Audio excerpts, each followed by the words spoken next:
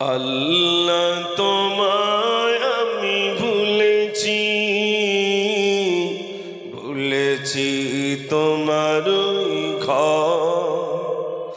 আল্লাহ তোমায় আমি ভুলেছি, ভুলেছি তোমারই ঘর। জানি আমি মরিলে আসবে সজন, সবাই সেদিন হবে পার। আল্লাহ তোমায় আমি ভুলেছি, ভুলেছি তোমারই ঘর।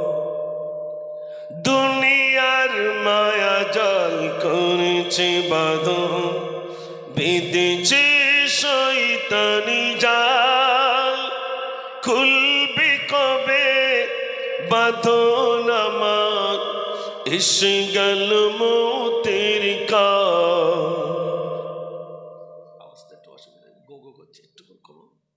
ভুল পথে কেন আমি হেঁটেছি, বিপদের মুখে আমি পড়েছি। জানি আমি মরিলে আসবে সজন, সবাই সেদিন হবে পার।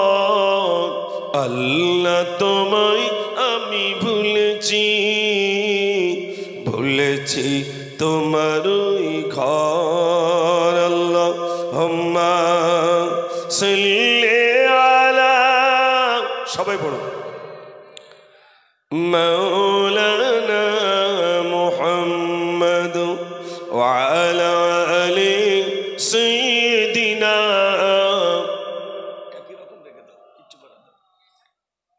একবার আপনাদের সোনার মন মানসিকতা দেখি, একবার আওয়াজ দেখি, নারে তাকবীর। মাশাআল্লাহ।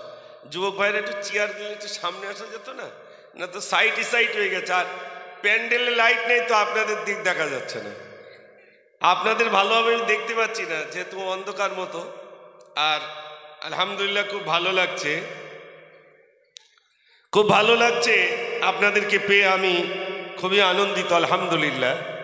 আমার বাড়ি তো বেশি দূর নয়, আর বিশেষ করে আপনাদের মসজিদের ইমাম সাহেব জনাব হাফিজ মাওলানা মোহতারাম এলাই বক্স সাহেব, মাশাআল্লাহ, আমাদের চৈতন্যের বুকে আজও পর্যন্ত হাফেজ হিসাবে নাম আছে আপনাদের মসজিদের ইমাম সাহেব আলহামদুলিল্লাহ। যে সময় একটা মুরগি জবাই করতে গেলে 1 মাইল হেঁটে যেতে হতো, মুরগি জবাই করার লোক খুঁজে পাওয়া যেত না, সেই রকম সময়ের একজন হাফেজ সাহেব আলহামদুলিল্লাহ। সবাই বলুন আলহামদুলিল্লাহ। আপনারা একজন উপযুক্ত ইমাম পেয়েছেন। আর আজকে খুব ভালো লাগছে, 3 দিন জলসা, আজকে দ্বিতীয় দিন তো নাকি, আর একটা দিন বাড়িয়ে দিলি বেশ 4 দিন মতো হতো, হবে কি আছে মানুষ। এই দেখেন এই ছোট্ট জায়গায় 3 দিন জলসা দিচ্ছেন, আমি গেট দেখে বুঝছি বাবা, চৈতলের লোকের আগের থেকে এখন আল্লাহ ভালো রেখেছেন আর রাখেনি। আপনাদের এই রাস্তা কি আগে পাকা ছিল? ইটের ছিল, এখন হয়ে গেছে পাকা। মসজিদ ছিল দুর্বল, মসজিদ হয়ে গেছে সবল। আগে এত, আমি যে সময় এসেছি তখন এসতে ছিল ওই দিকে, আর কোন রকমে লবঠ মতো একটা প্যান্ডেল, একটা মাইক দিল তাতে ঘোড়াটি আওয়াজ হচ্ছে না। আর আজকে তো খুব সুন্দর আলহামদুলিল্লাহ। আমি সেই মেশিনের পাইপই, আমার আব্বার মেশিন ছিল, নেড়ুলি ব্রিজ যে সময় তৈরি হয় ওই মেশিনই পাইপ মানে কি পানি তুলতো আর কি। তো যে পাইপটা পুকুরে লাগানো থাকে ওতে মুখ দিয়ে বললে দেখবেন আওয়াজ হয় ভালো।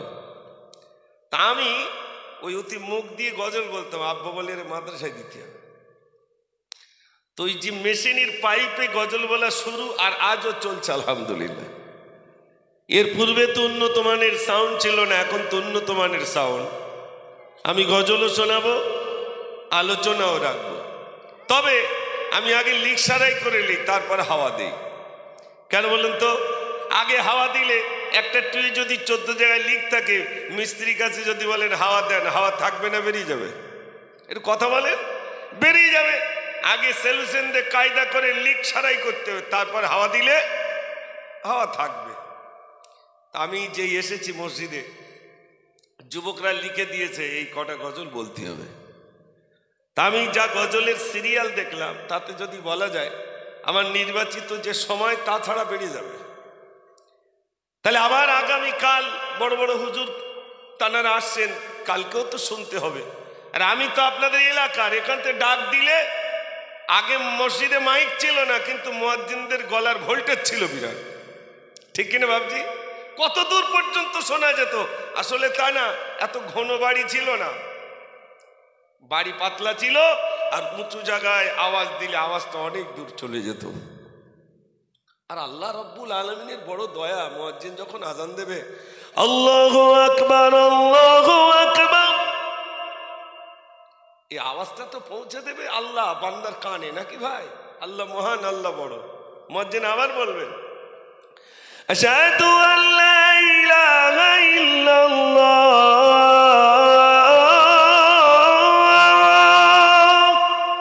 আমি সাক্ষী দিতেছি আল্লাহ ছাড়া কোনো মাবুদ নাই। একটু জোরে বলুন সুবহানাল্লাহ। সেই আল্লাহর নাম সবাই মিলে একবার জোরে নেন দেখি, সবাই মিলে মহান রবের নাম এই রাত্রে একটু জোরে নেন, নারে তাকবীর। এই তো ভালো ভোল্টেজ আছে, মনে হচ্ছে যেন সন্ধ্যাবেলাকার মতো। দুই এক জায়গায় আল্লাহ আকবার বলি তো বলতে চায় না। মুর্শিদাবাদে এক জায়গায় জলসায় গেছি, নারে তাকবীর দিছি, তা চুপ করে বসে রয়েছি। তাই বলছিস ভাই কি ব্যাপার? তাহলে হুজুর কেরালায় থাকি, অনেক টাকা, কি করবো তা একটা মিলাদ দিছি, নারাই তাকবীরও তো বুঝি না। অবাক হয়ে যাবেন, মানুষ এখনো কতটা অজ্ঞতার ভিতরে রয়েছে। আমাদের দিকে তো রাত 12টা বাজলে মিলাদ শেষ হয়ে যায়, খুব জোর একটা। ডায়মন্ড চলে যান, নামখানা কাকদ্বীপ চলে যান, ওদিকে সারা রাত ধরে মিলাদ হবে, আবার সকালবেলা একজন থাকবে। এখন আমার টাইম পড়েছে রাত 2টো থেকে 4টে, গিয়ে দেখি 6টা লোক বসে রয়েছে, আর লোক নেই। তাও সামনে না, সে পিছনের দিক বসে রয়েছে, সামনে নেই। আর এ তো আপনাদের ঈদগাহ ময়দান, আর ওটা যখন ধান উঠে যাবে তখন প্যান্ডেল হবে, সে কি ছোট জায়গা? বড় করে দিয়ে দিল, তা পিছনে 6টা লোক বসে রয়েছে। তা আমি গিয়ে বললাম ভাই আপনারা যদি চলে যেতেন, তা কর্তৃপক্ষ আমার আর তুলতো না, জানেন লোক নেই। তা আমার দিক তাকিয়ে তখন ঘুম মানে এসে যাচ্ছে, চোখ টান টান করে বলছে সব হুজুররা লোক ডাকে, আর এই হুজুরটা বাড়ি পাঠাচ্ছে। তখন আমার দিকে একজন, হুজুর আমরা এমনি বসেনি, বাড়ি বিরাট কুটুমির চাপ। মিলাদ হলি কুটুম আসে না ভাই, বিরাট কুটুমির চাপ, সিট খালি নি, এই জন্যই বসে রয়েছি। 3 দিন মিলাদ, বাড়ি লোক কুটুম আছে না নাই? এটি হামনে বলেন না, আছে।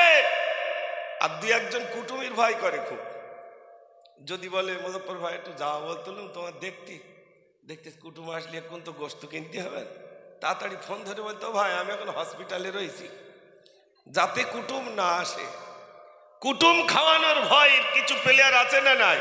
আছে। শুনে নেন, যে বাড়ি কুটুম আসে না সে বাড়ি বরকত হয় না। যে বাড়ি যত বেশি মেহমান আসবে সে বাড়ি আল্লাহ তত বেশি বরকত দিয়ে দেবেন। জোরে বলুন না সুবহানাল্লাহ। আর বাড়িতে যাদের মেহমান এসেছেন, কুটুম এসেছেন, পাশে বসেই খেতে দেবেন, সুন্দর করে খাওয়াবেন, মোহাব্বত করে খাওয়াবেন। যত বেশি মেহমানদারি করবেন তত আল্লাহ আপনার রিজিক আল্লাহ রব্বুল আলামিন বাড়িয়ে দেবেন। দেখেন না, আল্লাহ রাসূল সাল্লাল্লাহু আলাইহি ওয়াসাল্লাম পেটে কাপড় বাঁধা, 3 দিন অনাহারে। এখানে জানা আছেন একদিন পেটে কাপড় বেঁধেছেন ভাই? এত লকডাউন গেল, পেটে কাপড় বেঁধেছেন? বাঁধেননি। রসুল পেটে কাপড় বেঁধে রেখে দিয়েছেন, 1 দিন নয়, 2 দিন নয়, 3 দিন। একজন যুবক সাহাবা ছুটে এসে দেখছেন রসুলের পেটে কাপড় বাঁধা। সাথীদেরকে জিজ্ঞাসা করলেন রসুলের পেটে কাপড় বাঁধা কেন? বলছে রসুল 3 দিন কিছু খান না। ছুটে বাড়িতে গেছে, ও মা আমাদের বাড়িতে কিছু খাদ্য আছে? মা বললেন বাবা একজনের মতো খাদ্য আছে। আল্লাহ রসুল অনাহারে, পেটে কাপড় বাঁধা, আমাদের বাড়ি কিচ্ছু নাই। বলছি বাবা সব তো খাওয়া হয়ে গেল, একজনের মতো আছে, তুই তাড়াতাড়ি যা আল্লাহ রসুলকে দাওয়াত করে নিয়ে। ছুটি গিয়ে রসুলের কাছে গেছেন, ইয়া রসুল আল্লাহ, আপনার পেটে কাপড় বাঁধা দেখে আমি সহ্য করতে পারি নাই, বাড়িতে গেছি, আমাদের বাড়িতে একজনের মতো খাদ্য আছে, চলুন না আমাদের বাড়িতে একটু খাওয়া দাওয়া করবেন। নবীজি বললেন যুবক দাওয়াত করতে এসেছো, তবে আমি একা যাব না, আমার এই 80 জন সাহাবাদেরকে সঙ্গে নিয়ে যাব। যুবক সর্বনাশ করেছে। বাড়ি কজনের খাদ্য ভাই? রসুল নিয়ে যাচ্ছে কজন? 80 জন। টেনশন হবে না? হবে না? দেখাশোনায় যদি 10 জন বলা থাকে আর যদি 15 জন আসে, উকিল মার খাবে না? খাবে না? উকিলির বলবে কি গো, 10 জন বলা গো, 15 জন লেজকে মান সম্মান খাওয়াতি বলবে। রসুলের দাওয়াত দিতে এসেছেন, রসুল বলছেন না যুবক দাঁড়াও, হাত ধরে রেখেছেন যাতে না পালাতে পারে। বলছে চলো তোমাদের বাড়িতে এই 80 জন সাহাবাদেরকে নিয়ে যাবো। বাড়ির দরজার সামনে এসে যুবককে হাত ছেড়ে দিয়ে হচ্ছে যাও, তোমার আব্বা কি বলো, আল্লাহ রসুল এসেছেন। ঘরের ভিতরে গিয়ে কান্নায় ভেঙে পড়েছে। মা, সর্বনাশ হয়ে গেছে। কি হয়েছে? আল্লাহ রসুল এসেছেন, একা আসেননি, 80 জন সাহাবাদেরকে এনেছেন। বাড়িতে কান্না রোল পড়ে গেল। এবার কি হবে? 80 জন সাহাবা এসেছেন, আল্লাহ রসুলের সঙ্গে যদি বেয়াদবি হয়ে যায়, আন তাহবাতা আমালুকুম, সমস্ত আমল বরবাদ হয়ে যাবে। আল্লাহ রসুল সাল্লাল্লাহু আলাইহি সাল্লামের সঙ্গে বেয়াদবি না। বাড়ির কর্তা এসে রসুলের কদমে লুটিয়ে পড়লেন, ইয়া রসুল আল্লাহ, বেয়াদবি মাফ করুন, আমার বাড়িতে একজনের মতো খাদ্য আছে, আপনার পেটে কাপড় বাঁধা দেখে সহ্য করতে পারি নাই, তাই ছেলেকে পাঠিয়েছিলাম আপনাকে আমন্ত্রণ করতে। আপনি 80 জনকে এনেছেন, কি করে খেতে দেব? রসুল বললেন যে পাত্রে খাদ্য আছে ওই পাত্রটা নিয়ে এসো। পাত্রটা আনলেন, রসুল বাম হাতে ধরলেন, ডান হাত মোবারকটা খাদ্যের উপরে দিয়ে বললেন, এ সাহাবারা, তোমরা 4 জন করে এসো, আমার আঙুলের ফাঁকা থেকে খাওয়া শুরু করো। 4 জন খেতে খেতে 80 জনের খাওয়া হয়ে গেল। আল্লাহ রসুল সাল্লাল্লাহু আলাইহি সাল্লাম জিজ্ঞাসা করলেন, এ সাহাবা, আর কতজনের খাদ্য আছে? সাহাবা বললেন, ইয়া রাসূল আল্লাহ, যতটুকু খাদ্য দিয়েছিলাম ততটুকু খাদ্য এখনো পর্যন্ত মজুদ রয়েছে। একটু জোরে বলুন না সুবহানাল্লাহ। আর আমার বাড়ি হাঁড়িতে আওয়াজ দিচ্ছে, চাল ফুরিয়ে গেছে। বলো ঠিক বলছি না ভুল বলছি ভাই? বরকত নাই। সারাদিন তদবির করতে আসছিল, হুজুর এত আয় করি তা সে টাকা থাকতেছে না। আয় করি টাকা থাকে না, থাকবে কি করে? আমার বাড়িতে বরকত নাই, বরকত থাকবে কি? সারাদিন যে মহিলা রান্না করছে সে বিসমিল্লাহ বলেও শুরু করে না, মোবাইল পাশে রাখে, ওদিকে ধেই ধেই হচ্ছে আর এদিকে রান্নাও হচ্ছে। ঠিক বলছি না ভুল বলছি ভাই? আজ সেই জন্যে কিছু লিক সারাই করব, তারপরে ইনশাল্লাহ আপনাদের কাছে আমি গজলও শোনাবো। যার যে সমস্ত ভাইরা রয়েছেন আপনারা সবাই বসুন, ইনশাল্লাহ আজ কিছু গজল শোনাবো। দেখি একবার আওয়াজ, নারে তাকবীর, আর একটু জোরে নারে তাকবীর। মাশাআল্লাহ মাশাআল্লাহ।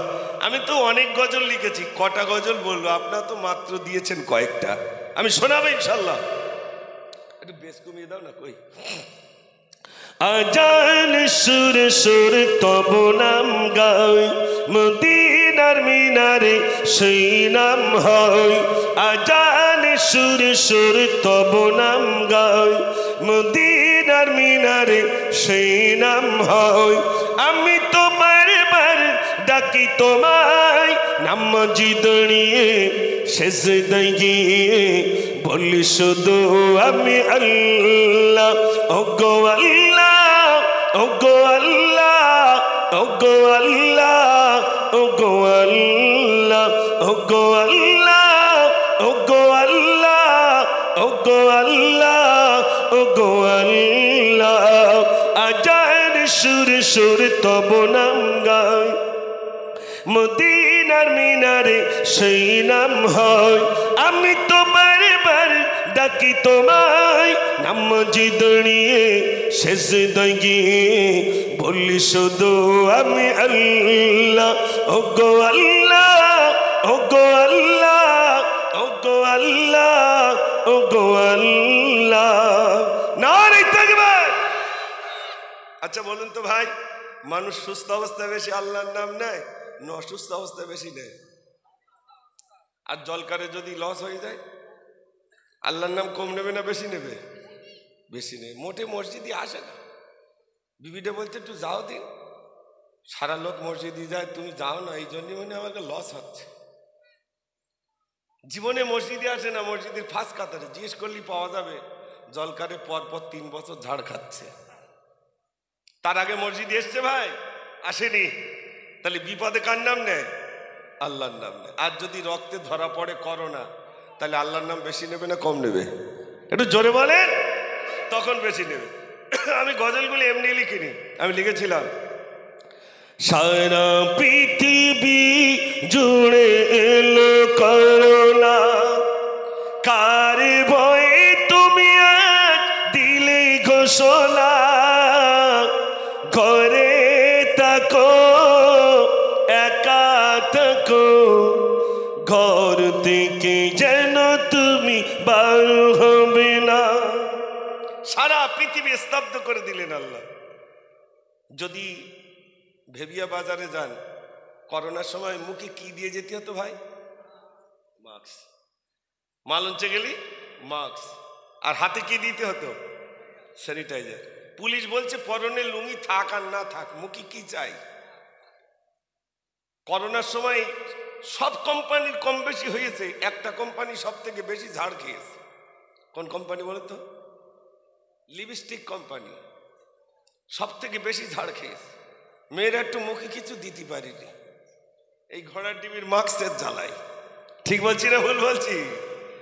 এই কোম্পানিটা সব থেকে ঝাড় খেয়ে। তা আমি লিখেছিলাম স্যানিটাইজার দিয়ে হাতে ধোবে,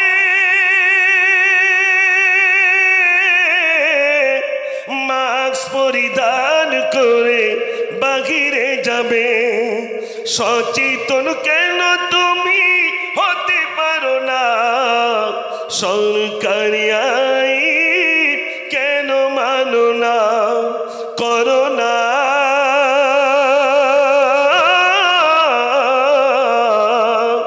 সারা পৃথিবী জুড়ে এলো করোনা, কার ভয়ে তুমি আজ দিলে ঘোষণা, ঘরে থাকো একা থাকো, ঘর থেকে যেন তুমি বার হবে না। নারে থাকবে। আমি কিন্তু গজল শুরু করিনি, ইঞ্জিন গরম করার মতো 2-4টে বলে দিচ্ছি। আমি যখন বলবো যে গজল শুরু হচ্ছে, তখন গজল শুরু হবে। এ তো 2-4টে বলে নিচ্ছি, যাতে অনেকক্ষণ আগে এসছি তো পুরো ইঞ্জিন ঠান্ডা। ইনশাল্লাহ আমি গজল শোনাবো, তবে যুবক ভাইরা যদি একটু বসেন, আলোচনাও শোনাবো, গজলও শোনাবো। প্রাণ ভরে মহাব্বতে দুরূদ শরীফ পড়ুন। আল্লাহুম্মা সাল্লি আলা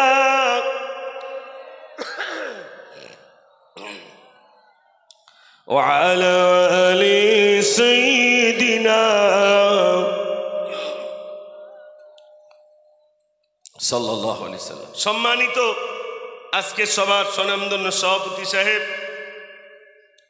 বিশেষ করে আমার পূর্ববর্তী বক্তা, আপনাদেরই সকলে প্রিয় মানুষ, সামনে উপবিষ্ট জ্ঞান পিপাসু দিনদার ইমানদার আল্লাহওয়ালা বাবাজির ও ভাইরা, আল্লাহ সুবহানাহু ওয়া তাআলার প্রতি প্রশংসা যে আল্লাহ আমাদেরকে দুনিয়ার সমস্ত কর্ম থেকে দূরে রেখে তার পূত পবিত্র ধর্মসভায় বসার মতো, শোনার মতো, বলার মতো যে আল্লাহ সুযোগ করে দিয়েছেন, সেই মহান স্রষ্টার প্রতি শুকর আদায় করি। সবাই সমস্বরে ভক্তি ভরে প্রাণ ভরে উচ্চ আওয়াজে বলি আলহামদুলিল্লাহ। আলহামদুলিল্লাহ আওয়াজ হয়নি তো, সবাই মিলে বলুন আলহামদুলিল্লাহ। কেউ যদি জিজ্ঞেস করে ভাই কেমন আছেন, কি বলবেন? আর আমরা কি বলি? এই কোন রকমে যাচ্ছে। মহিলাদের কাছে জিজ্ঞেস করো বউ ভালো আছো, তো এই কোন রকমে যাচ্ছে বউ। আচ্ছা, মিলাদ কি আজ থেকে হচ্ছে বলেন দিন? আজও পর্যন্ত ইমাম সাহেব, আমাদের হাফেজ সাহেব প্রতিদিন প্রতি ওয়াক্তে মসজিদে কি বলে বলো তো? আলহামদুলিল্লাহি রাব্বিল আলামিন আর রহমানির রহিম মালিকি ইয়াউমিদ্দিন ইয়াকা না'বুদু ওয়া ইয়াকা নাস্তাঈন ইহদিনাস সিরাতাল মুস্তাকিম সিরাতাল লাযীনা আন'আমতা আলাইহিম গায়রিল মাগযুবি আলাইহিম ওয়ালাদ-দাল্লিন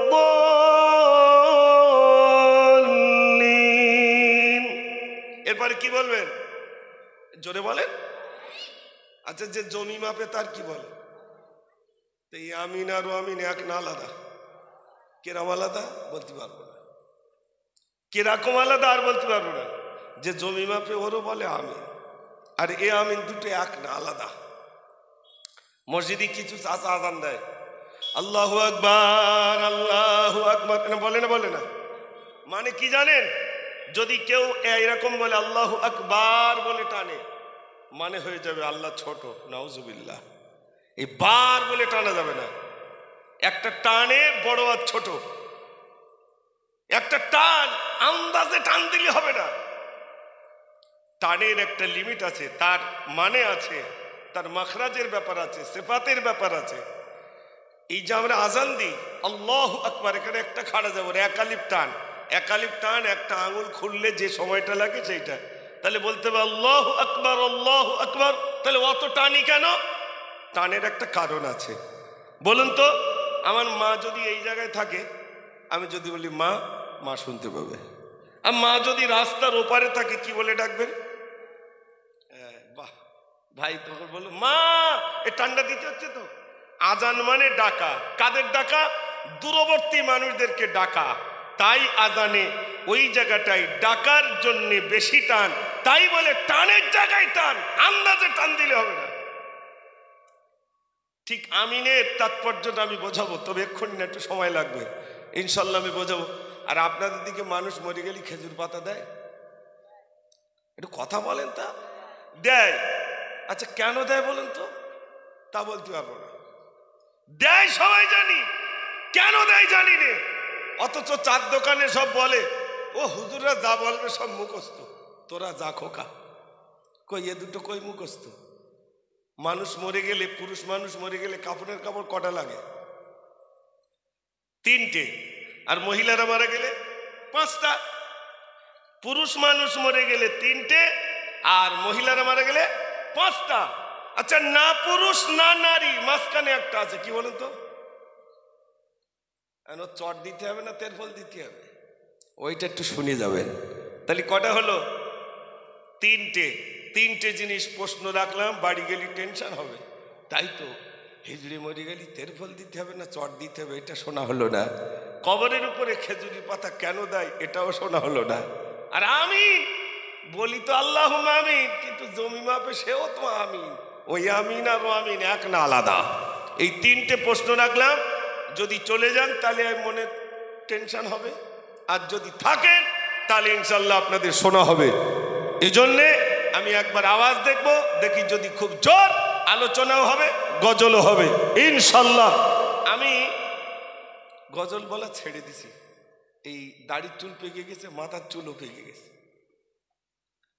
আর কতদিন? তারপরেও আগে প্রচুর বলতাম গজল, এখন আর বলি না। আর যদি বলি, বলবো না বলে বলি ভাই 15,000 লাগবে। তাহলে হুজুর তাই দেবে? সর্বনাশ, গজল শুনবে 15,000 টাকা দেবে, আর আমি তো ফাও শোনাইতে এসেছি হিসেবে।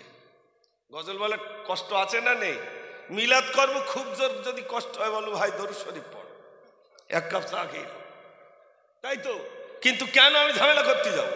যুবক ভাইরা তো বলে দিলে এই গজলগুলো বলো, বাড়ি গিয়ে একটু প্র্যাকটিস করবেন। একটা গজল বলতে গেলে কত কষ্ট। ও গো মা, তুমি বলে দাও আমার পিতাজি কোথায়? ও গো মা, তুমি বলে দাও আমার পিতাজি কোথায়? আর ভোরের পাখিরা ফিরে এসেছে, আকাশে তারাগুলো জ্বলে উঠেছে।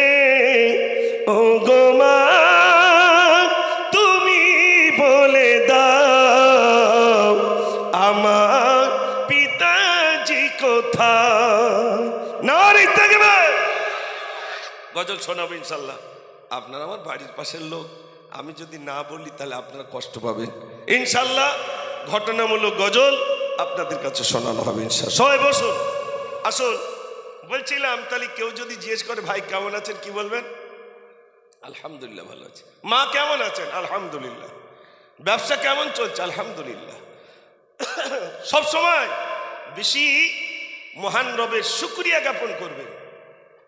কলমাখানি হচ্ছে, যে কলমাখানি দিয়েছে সে বেচারি ওই খাদিমদারের লাইনের ভিতর দিয়ে যায় গিয়ে বলে, ভাই রান্না বান্না ভালো হয়েছে? তাহলে সব হয়েছে ভালো, তো গোশে একটু ঝাল করা হয়ে গেছে। বলে দেখি রান্নিটা একটু অন্য জায়গার, তো এই জন্যই মনে হয় সমস্যা হয়েছে। তারপরে লাইনে যাচ্ছে, গিয়ে জিজ্ঞেস করছে, ভাই রান্না বান্না সব ভালো হয়েছে, সব ঠিকঠাক আছে তো? তো হচ্ছে সব ঠিক আছে, তো তোমার ওই খাদিমদার সব বোনাস করেছে। খাওয়ারও খাচ্ছে, যাওয়ার সময় বলতেছে কলমাখানি দিতে হয় তাই দেশ 2 পিস গোস্ত দেশ, অত ভালো গিলতে পারিনি। যাওয়ার সময় বলে যাচ্ছে 2 পিস দেশ। আপনাদের এখানের কথা বলছে, যা বলে সব চৈতলে বলে, এখানে ভালো আলহামদুলিল্লাহ। একবারও বললো না যে আলহামদুলিল্লাহ খুব সুন্দর হয়েছে, মাশাআল্লাহ। তাহলে সে বেচারি খুশি হবে না? হবে না ভাই? খুশি হবে। কিন্তু আমরা তা বলি না। 2 ভাই, একটার নাম আব্দুল শুকুর আর একটার নাম বুধু। তো বুধর বাড়ি দাউদ। এখন হুজুর বলে ফেলেছে আল্লাহুম্মা লাকাল হামদু ওয়া লাকা শুকুর। বুধু তখন বলতেছে, আমি তোমার দাউদ করলাম আর আমার ভাইয়ের নাম আমার বাড়ি? ভাইয়ের সঙ্গে আজ 10 বছর কথা হয় না, তাহলে কি হবে? ভাইয়ের নাম আমার বাড়ি কেন? আল্লাহুম্মা লাকাল হামদু ওয়া লাকা শুকুর। আল্লাহ শুকরিয়া করল। হুজুরি চাকরি যায়, হুজুর তাড়াতাড়ি ঘুরিয়ে দিলে আল্লাহুম্মা লাকাল হামদু ওয়া লাকা বুধু বলে, তাহলে ঠিক আছে, নামটা চেঞ্জ করে দিয়েছে।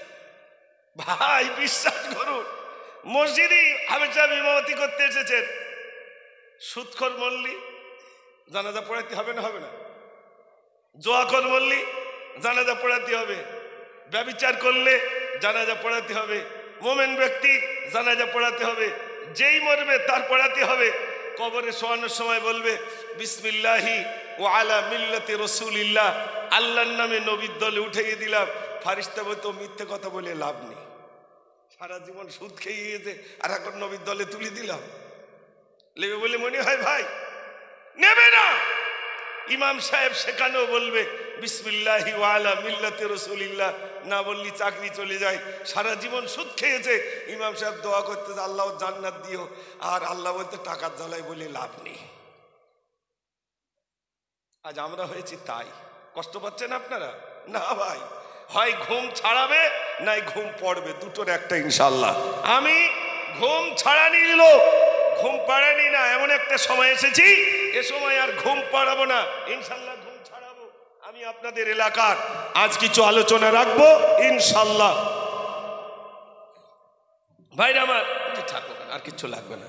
আসুন, আল্লাহ পাক কোরআন পাকের ভিতরে বলছেন, কুল্লাউ কানাল বাহরু মিদাদাল লিকালিমাতি রাব্বি লানাফিদাল বাহরু ক্বাবলা আন তানফাদা কালিমাতু রাব্বি ওয়ালাউ জিনা বিমিসলিহি মাদাদা। আল্লাহ রাব্বুল আলামিন বলেন, পৃথিবীর সমস্ত পানিগুলো নিয়ে যদি তোমরা কালি বানাও, পৃথিবীর সমস্ত গাছগুলো কেটে কেটে যদি তোমরা কলম বানাও, এরপরে যদি আমার প্রশংসা লিখতে থাকো, লিখতে লিখতে লিখতে তোমাদের কালিগুলো শেষ হয়ে যাবে, তথাপি আমার প্রশংসা লিখে লিখে শেষ করা যাবে না। একটু জোরে বলুন না সুবহানাল্লাহ। সুবহানাল্লাহ বললে লাভটা আগে শোনেন, তারপর সুবহানাল্লাহ বলবেন। সুবহানাল্লাহ কখন বলতে হয় জানি না, মাশাআল্লাহ কখন বলতে হয় জানি না, ইনশাআল্লাহ কখন বলতে হয় জানি না।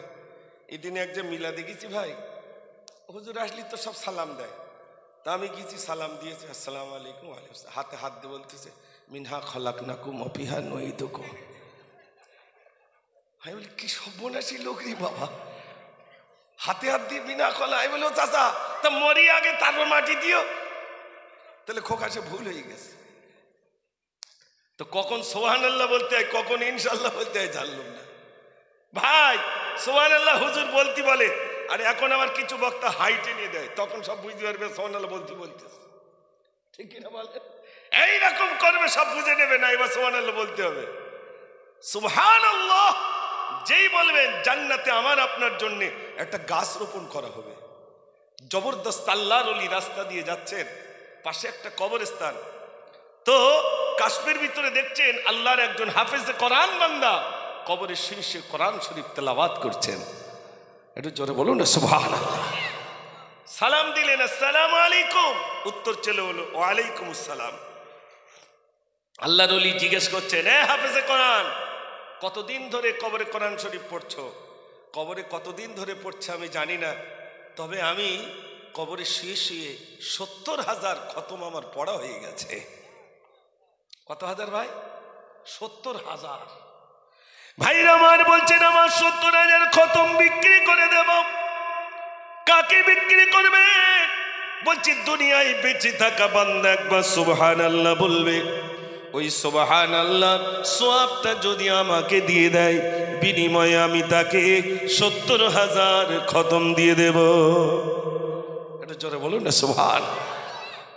একবার সুবহানাল্লাহ বললে এত সওয়াব, বেঁচে থাকতে মরণের পরে 70,000 খতম পড়লে অত সওয়াব নেই। ভাইরা, তো আমি বলছিলাম আলহামদুলিল্লাহর কথা আপনাদের কাছে বলছিলাম। হযরতে সুলাইমান আলাইহিস সালাতু ওয়াস সালামকে আল্লাহ একটা সিংহাসন দিলেন। এই আমি যেরকম সিংহাসনে বসে আপনারা দিয়েছেন, সুলাইমান নবীর আল্লাহ একটা সিংহাসন দিলেন। সেই সিংহাসন এত বড় সিংহাসন, একদিকে 70,000 মানুষ বসেন আর অপর দিকে 70,000 জিন বসেন। তাহলে কত বড় সিংহাসন! ওই সিংহাসনটা উড়ে উড়ে যাচ্ছে। আল্লাহর একজন বান্দা নিচে থেকে শুধু বলেছেন আলহামদুলিল্লাহ। নবী সুলাইমানের কাছে হাওয়া গিয়ে পৌঁছে দিয়েছে, ও নবী সুলাইমান, আল্লাহর একজন বান্দা তোমার সিংহাসন দেখে বলেছেন আলহামদুলিল্লাহ। নবী সুলাইমান বললেন, হ্যাঁ সিংহাসন, তুমি নিচের দিকে অবতরণ করো। নিচের দিকে আসছে, আল্লাহর বান্দা ছুটছে। ও আল্লাহর বান্দা ছোট কেন? বলছে আমি কোনো অপরাধ করি নাই, আমি শুধু আপনার সিংহাসন দেখে বলেছি আলহামদুলিল্লাহ। নবী সুলাইমান বলছেন, তুমি আলহামদুলিল্লাহ বলে কত মর্যাদার, কত সওয়াবের ভাগীদার হয়েছে জানো? বলছে তা তো জানি না। বলছে তুই মনে করছো আমার সিংহাসনের বিরাট দাম? যে সিংহাসনের নিচেই 1 ইঞ্চি পরিমাণ সোনার তক্তা বিছানো আছে, তুই মনে করছো আমার সিংহাসনের বিরাট দাম? শোনো, তুমি একবার আলহামদুলিল্লাহ বলেছো, এত দাম, এত মর্যাদা পেয়েছো, সেই তুলনায় আমার সিংহাসনের দাম আর মর্যাদা তুচ্ছ বেনে যায়। একটু জোরে বলুন সুবহানাল্লাহ। ভাইরা, বাড়িতে গিয়ে একটু শিক্ষা দেবেন। বাড়িতে গিয়ে নিজের ছেলেটাকেও বলাবেন আলহামদুলিল্লাহ বলো আব্বা, সালাম শেখাবেন। এগুলো যদি দেখেন, ওই ছেলে মেয়ে যখন দেখতে যায়, এখন তো সব যুবকরা যায়, আর একটা চাচারলে যায়, চাচার না লেগালে মান সম্মান যাবে, যুবকরা সব জিজ্ঞেস করে। আর ওই আপনার বুড়োটার বলে চাচা তুমি কি জিজ্ঞেস করো? তো বুড়োটা তখন জিজ্ঞেস করে, ওমা কোরআন শরীফ জানো? তখন বলে হ্যাঁ জানি। তাহলে কতটা?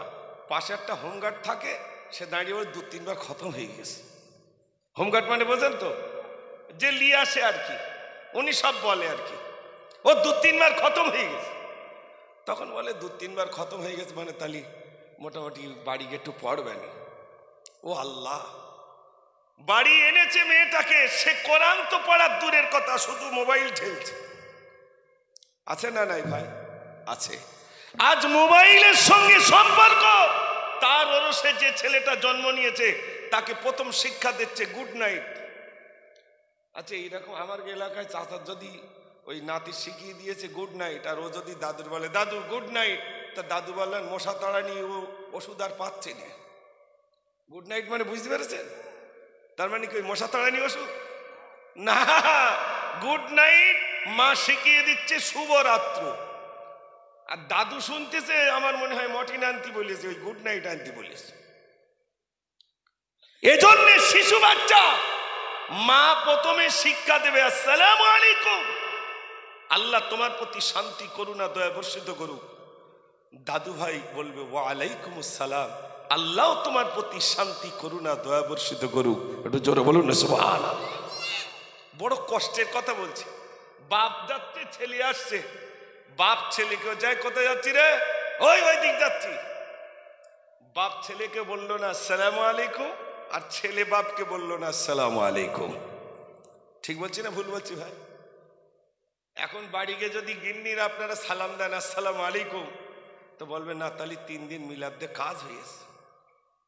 ঠিক বলছি না ভুল বলছি? আমরা বাড়ি গেলে কোন দিকে রয়েছিস এসব বলা ছেড়ে দেন, আজ থেকে এটা বলুন আসসালামু আলাইকুম। বিবি বলবেন ওয়ালাইকুম আসসালাম। আপনি বলছেন আল্লাহ তোমার প্রতি শান্তি করুণা দয়া বর্ষিত করুক, বিবি বলবেন ওয়ালাইকুম আসসালাম, আল্লাহ তোমার প্রতিও শান্তি করুণা দয়া বর্ষিত করুক। একটু জোরে বলুন না সুবহানাল্লাহ। এটা কেন বলি না? মিলাদ তো কম হচ্ছে না, 3 দিন মিলাদ চলছে। বাড়িতে গিয়ে নিজের বিবিকে সালাম দেন, মাকে সালাম দেন, আব্বাকে সালাম দেন। আমি একজন মুসলমান, আমার দায়িত্ব হলো, রাসূল বলেছেন আসসালামু ক্বাবলাল কালাম, যখন কোনো মানুষের সঙ্গে কথাবার্তা বলবে শুরুতেই বলো আসসালামু আলাইকুম। আমি একজন কখন হুজুর আসবে তাই আসসালামু আলাইকুম না, আজ থেকে নিজের স্ত্রীকে সালাম দেন, মহব্বত বাড়বে। ওই হুজুরের কাছে তদবির করে যে হুজুর স্বামী স্ত্রীর অশান্তি হচ্ছে একটু তদবির করে দেন, ও কদিনের জন্য কাজ হবে আল্লাহ জানে, কিন্তু আপনি যদি সালাম বিনিময় করেন আল্লাহর তরফ থেকে আপনার বাড়ি শান্তি করুণা দয়া আল্লাহর তরফ থেকে বর্ষণ হতে থাকবে। জোরে বলুন না সুবহানাল্লাহ। আমি বুঝতে পারছি আপনারা এই কথাগুলো নেবেন না, গজল নেবেন আমি জানি, কিন্তু আমি লিখ না সারাই করে গজল বলবো না। তো আমি যেগুলো বলবো বিশ্বাস করুন, আমি যে কথাগুলো বলছি কষ্ট হচ্ছে আপনাদের না। গজল লিখেছি, এই গজল লিখেছি দেখেন না, একটা গজল লিখেছিলাম, মায়ের কদম চুমে নিলে খোদায় রকম হতো, মায়ের কদম চুমে নিলে খোদায় রকম হতো, ফুলের সুবাস যতই থাক, ফুলের সুবাস যতই থাক, হবে না মায়ের মতো, মায়ের কদম চুমে নিলে খোদায় রকম হতো। মা মা যদি সেবা করো, আজ এখানে যদি এই গজল বলি বলেন দেখে দেখে এইসব গজল বলতেছে, এইসব গজল বলার জায়গা নেই। মানে যে জায়গায় লিখ সে জায়গায় বলো না। এক যে জলসায় গেছি, সামনে তো এক চাচা বলছে হুজুর সব মিলাদ তো করছেন, ওই একটু বাপ মা যাতে ছেলেরা একটু খাদ্যার দেয় ওই মিলাদটা করে। তাই বলি ছেলের বয়স কত? তো হচ্ছে 45। আমি বলি ঝামা ইট হয়ে গেছে আর হবে না। তা আমার বলছে তার মানে? আমি বলছি যখন কাদা ছিল তখন তৈরি করার দরকার ছিল, এখন ঝামা ইট হয়ে গেছে, রোলার দেওয়া ছাড়া উপায় নেই। আজ যে সমাজে রোগটা আছে না না, একটু জোরে বলে। আমাদের দিকে সিস্টেম কি জানেন? বাপের একটা পাখা রেখে দিয়েছে, তা বড় ছেলে আর ছোট ছেলে 2 ছেলে, তা 15 দিন যাক গুজে দেয় এ পাখা চলে ওর মিটার থেকে, আর এই 15 দিন এই মিটারতে চলে।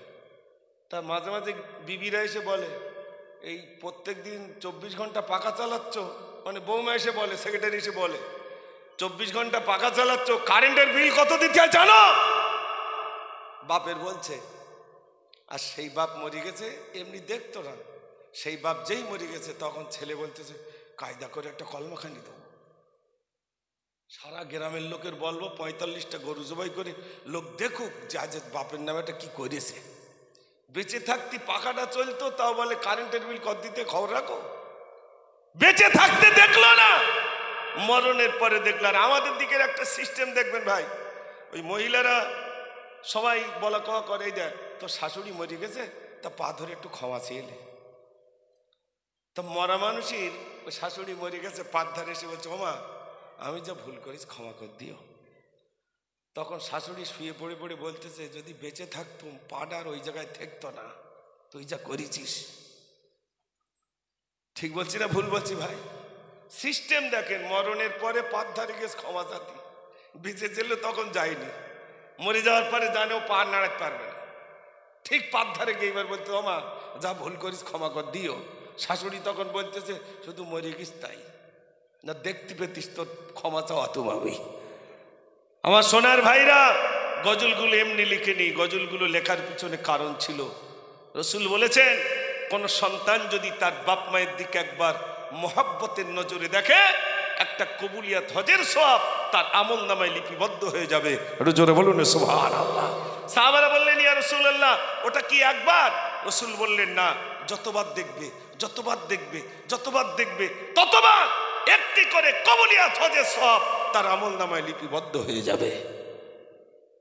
হজ করতে গেলে 4 লাখ টাকা খরচ, হজ কবুল হবে কিনা গ্যারান্টি নেই, কিন্তু রাসূল বলেছেন বাপ মায়ের দিকে যদি একবার মহাব্বতের নজরে সন্তান দেখে, একটা কবুলিয়াত হজের সওয়াব।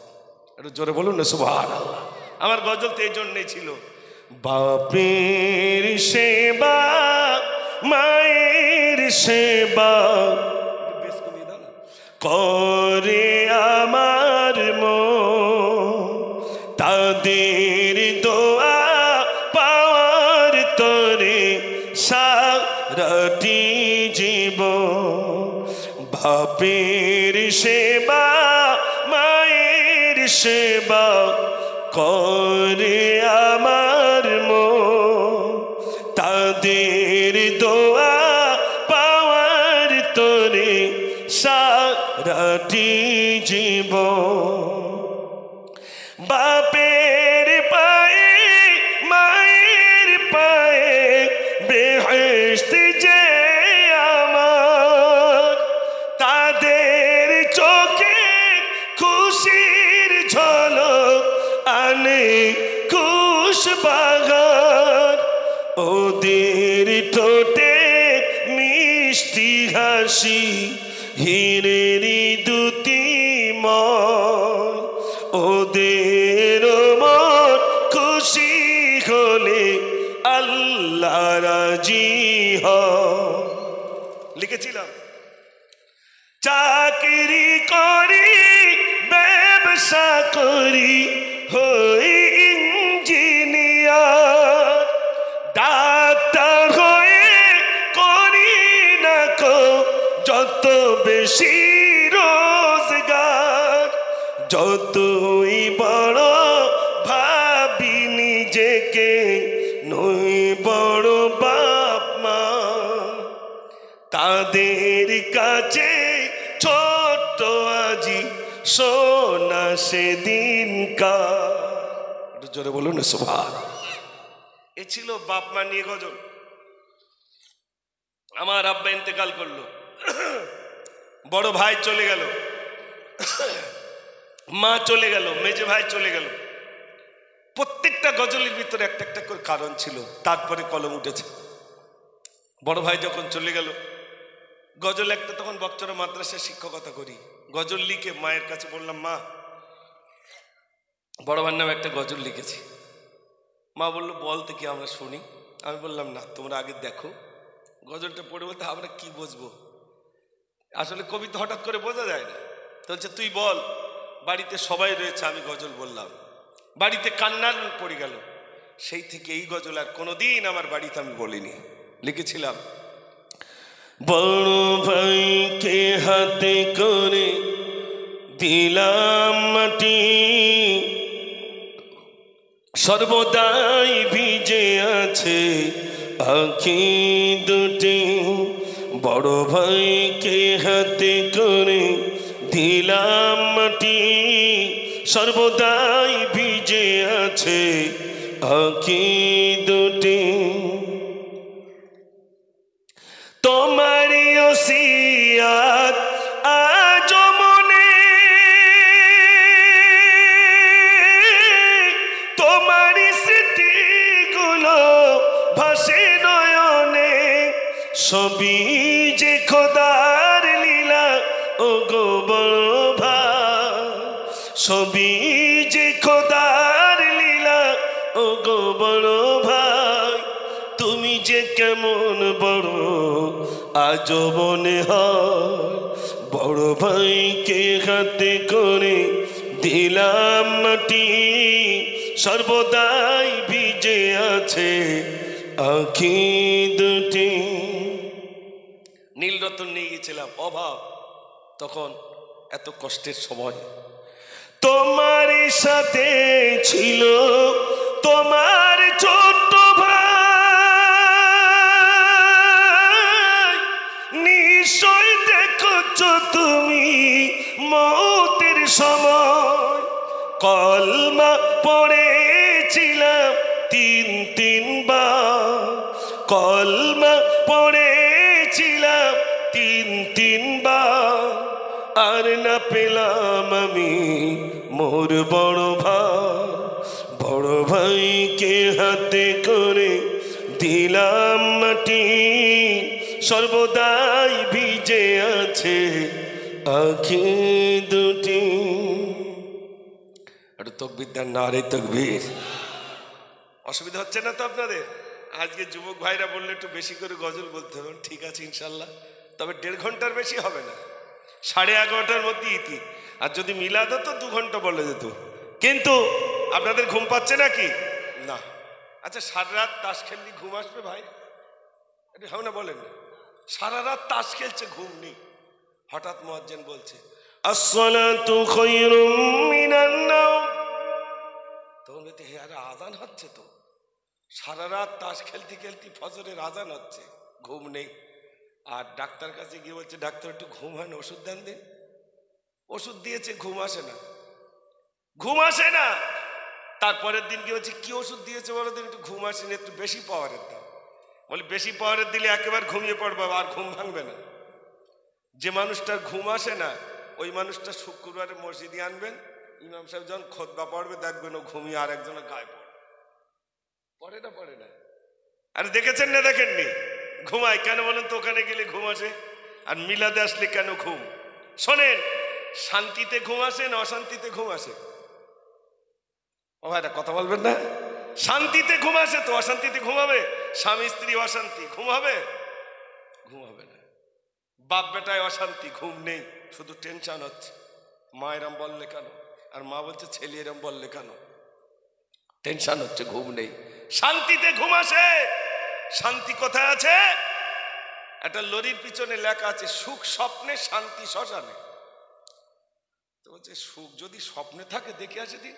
স্বপ্নে দেখছে বাঘ হালুম করে পড়ছে, আর শ্মশানে যদি মানে শান্তি যদি শ্মশানে থাকে গিয়ে দেখে বাঁশের পেটাই চলতেছে, তাহলে এখানেও তো শান্তি নেই। আচ্ছা, কবরে শান্তি আছে বলে মনে হয়? এটা হয় না, বলেন না? মানুষ মরে গেলেই কবরে বাঁশ আগে যায় না লাশ আগে যায়? আপনাদের দিক লাশ আগে যায়, বাঁশ আগে গিয়ে লাইন দেওয়া থাকে না? বাঁশ আগে যায়, বাঁশ বলে আমি যাচ্ছি তুমি এসো, ব্যবস্থা ওই জায়গায় হবে। এই এত মিলাদ শুনে ছেলের বলে যাচ্ছে খোকা আমি মরে গেলি বাঁশে ওই আমার যে বাঁশগুলো দিবি কবরে সব পূর্ণ বাঁশ দিবি, ঝুল পড়া পড়া ওইরকম দেখে দেখে দিবি। তা ছেলে জিজ্ঞেস করতে বাপ কেন ওরকম ঝুল পড়া? মানে রান্নাঘরে যে আপনার বাঁশগুলো থাকে ওগুলো সব ঝুল পড়ে রয়েছে না ভাই? বলে ওইরকম কালো গুলো দিবি। তো বলছে কেন? বলে যদি ফারিস্তা এসে আমার প্রশ্ন করে মান রব্বুকা, আমি তখন বলবো একবার প্রশ্ন করা হয়ে গেছে চল যা। তো কেন? বলছে দেখতে পাচ্ছি না বাঁশ সব পূর্ণ হয়ে গেছে, আমার তো নতুন বাঁশ নেই, তা তুই আমার কাছে প্রশ্ন করতেইছি কেন? মানে দুনিয়ায় চিটিংবাজি করেছে, ও মনে করতে চিটিংবাজি করে আমি জান্নাতে যাব। ভাই, ছেলের কাছে বাপ ওসিয়াত করে যাচ্ছে খোকা আমি মরে গেলি আমার লাশটা পুড়বি, পড়ানোর পরে 1 ভাগ ছাই চৈতলের নদীতে পানিতে গুলে দিবি, আর 1 ভাগ ছাই হাওয়ায় উড়িয়ে দিবি, আল্লাহ যেন আমার এক জায়গায় না করতে পারে। আচ্ছা, আপনাদের কি বিশ্বাস হয় আল্লাহ পারবে? একটু জোরে বলে, পারবে না? হ্যাঁ হ্যাঁ, মাস্ক পরে রয়েছে। আচ্ছা বলুন তো, করোনা ঢোকার জায়গা কি নাক আর গাল? আর জায়গা নেই? মানুষের লিক আছে তো। সেদিন সোশ্যাল মিডিয়ায় দেখছি একটা ছেলে বিড়ি খাচ্ছে, নাক দিয়ে লোকে ধোঁয়া বের করো, কান দিয়ে বের করতেছে। আচ্ছা, কান দিয়ে যদি ধোঁয়া বের করে তাহলে ওখান থেকে করোনা ঢুকতে পারে না? পারে না। আমরা শুধু মুখ আর এই নাক এই দুটো মাস্ক দিয়ে চেপে রেখে দিছি। আর করোনার সময় যদি একবার কেউ মরেছে, বৌমাটা তাড়াতাড়ি করে বাড়ি ফোন করো, আব্বা আমার শ্বশুর বলো করোনায় মরেছে, তুমি যদি আসো তা একটু ভালো করে এসো, আমরা তাই সামনে যাচ্ছি না। ও ভাই, এই জীবন জীবন একবার ভাবেন একবার। সাদের ঘর করেছেন 3 তলা, বৌমাটা এসে বলতেছে আমার ভয় লাগে, তুমি জানো তো মরণের ওসব মৃত্যুর মানুষ, আমি দেখতে পাই না, উঠোনের দিকে রাখো। 3 তলা ঘর করেছেন, লাশটা এখন উঠোনে, ঘরে উঠলো না। সেক্রেটারি বলে দিল ঘরে তুলো না, আমার ভয় লাগে। ছেলে আর তুলবে বলে মনে হয় ভাই? অত সহজ না, ও মুজাফফরেরও চলবে না। আমি না পেরে একটা এলবেস্টারের ঘর করে রেখে দিস, বলি ছেলে যদি না থাকতে দেয় লাস্ট ওইটাই থাকবো, আর কি করবো, কিচ্ছু করার নেই। জামানা পড়ে গেছে। আমার গাড়িটা যে ঘরে থাকে সেই ঘরে রাত দিন ওই কি ঘোড়া টিমের খেলা বেরিয়েছে, শুধু বলছে মার মার মার মার মার মার। আচ্ছা বলুন তো, এরা বলে শুধু হাসতে দিতে না, সে কি পরিরে বোঝা যাচ্ছে ও খেলে, বলে খালিস নাই করছি। ও জিজ্ঞেস করতেছে, এবার আমি আমার ড্রাইভারটা বলতে দেখ দিন ওসব মার মার হচ্ছে কেন, গিয়ে বলতেছে ওসব ওই ফ্রি ফায়ার খেলতেছে আর শুধু বলতে মার মার মার মার।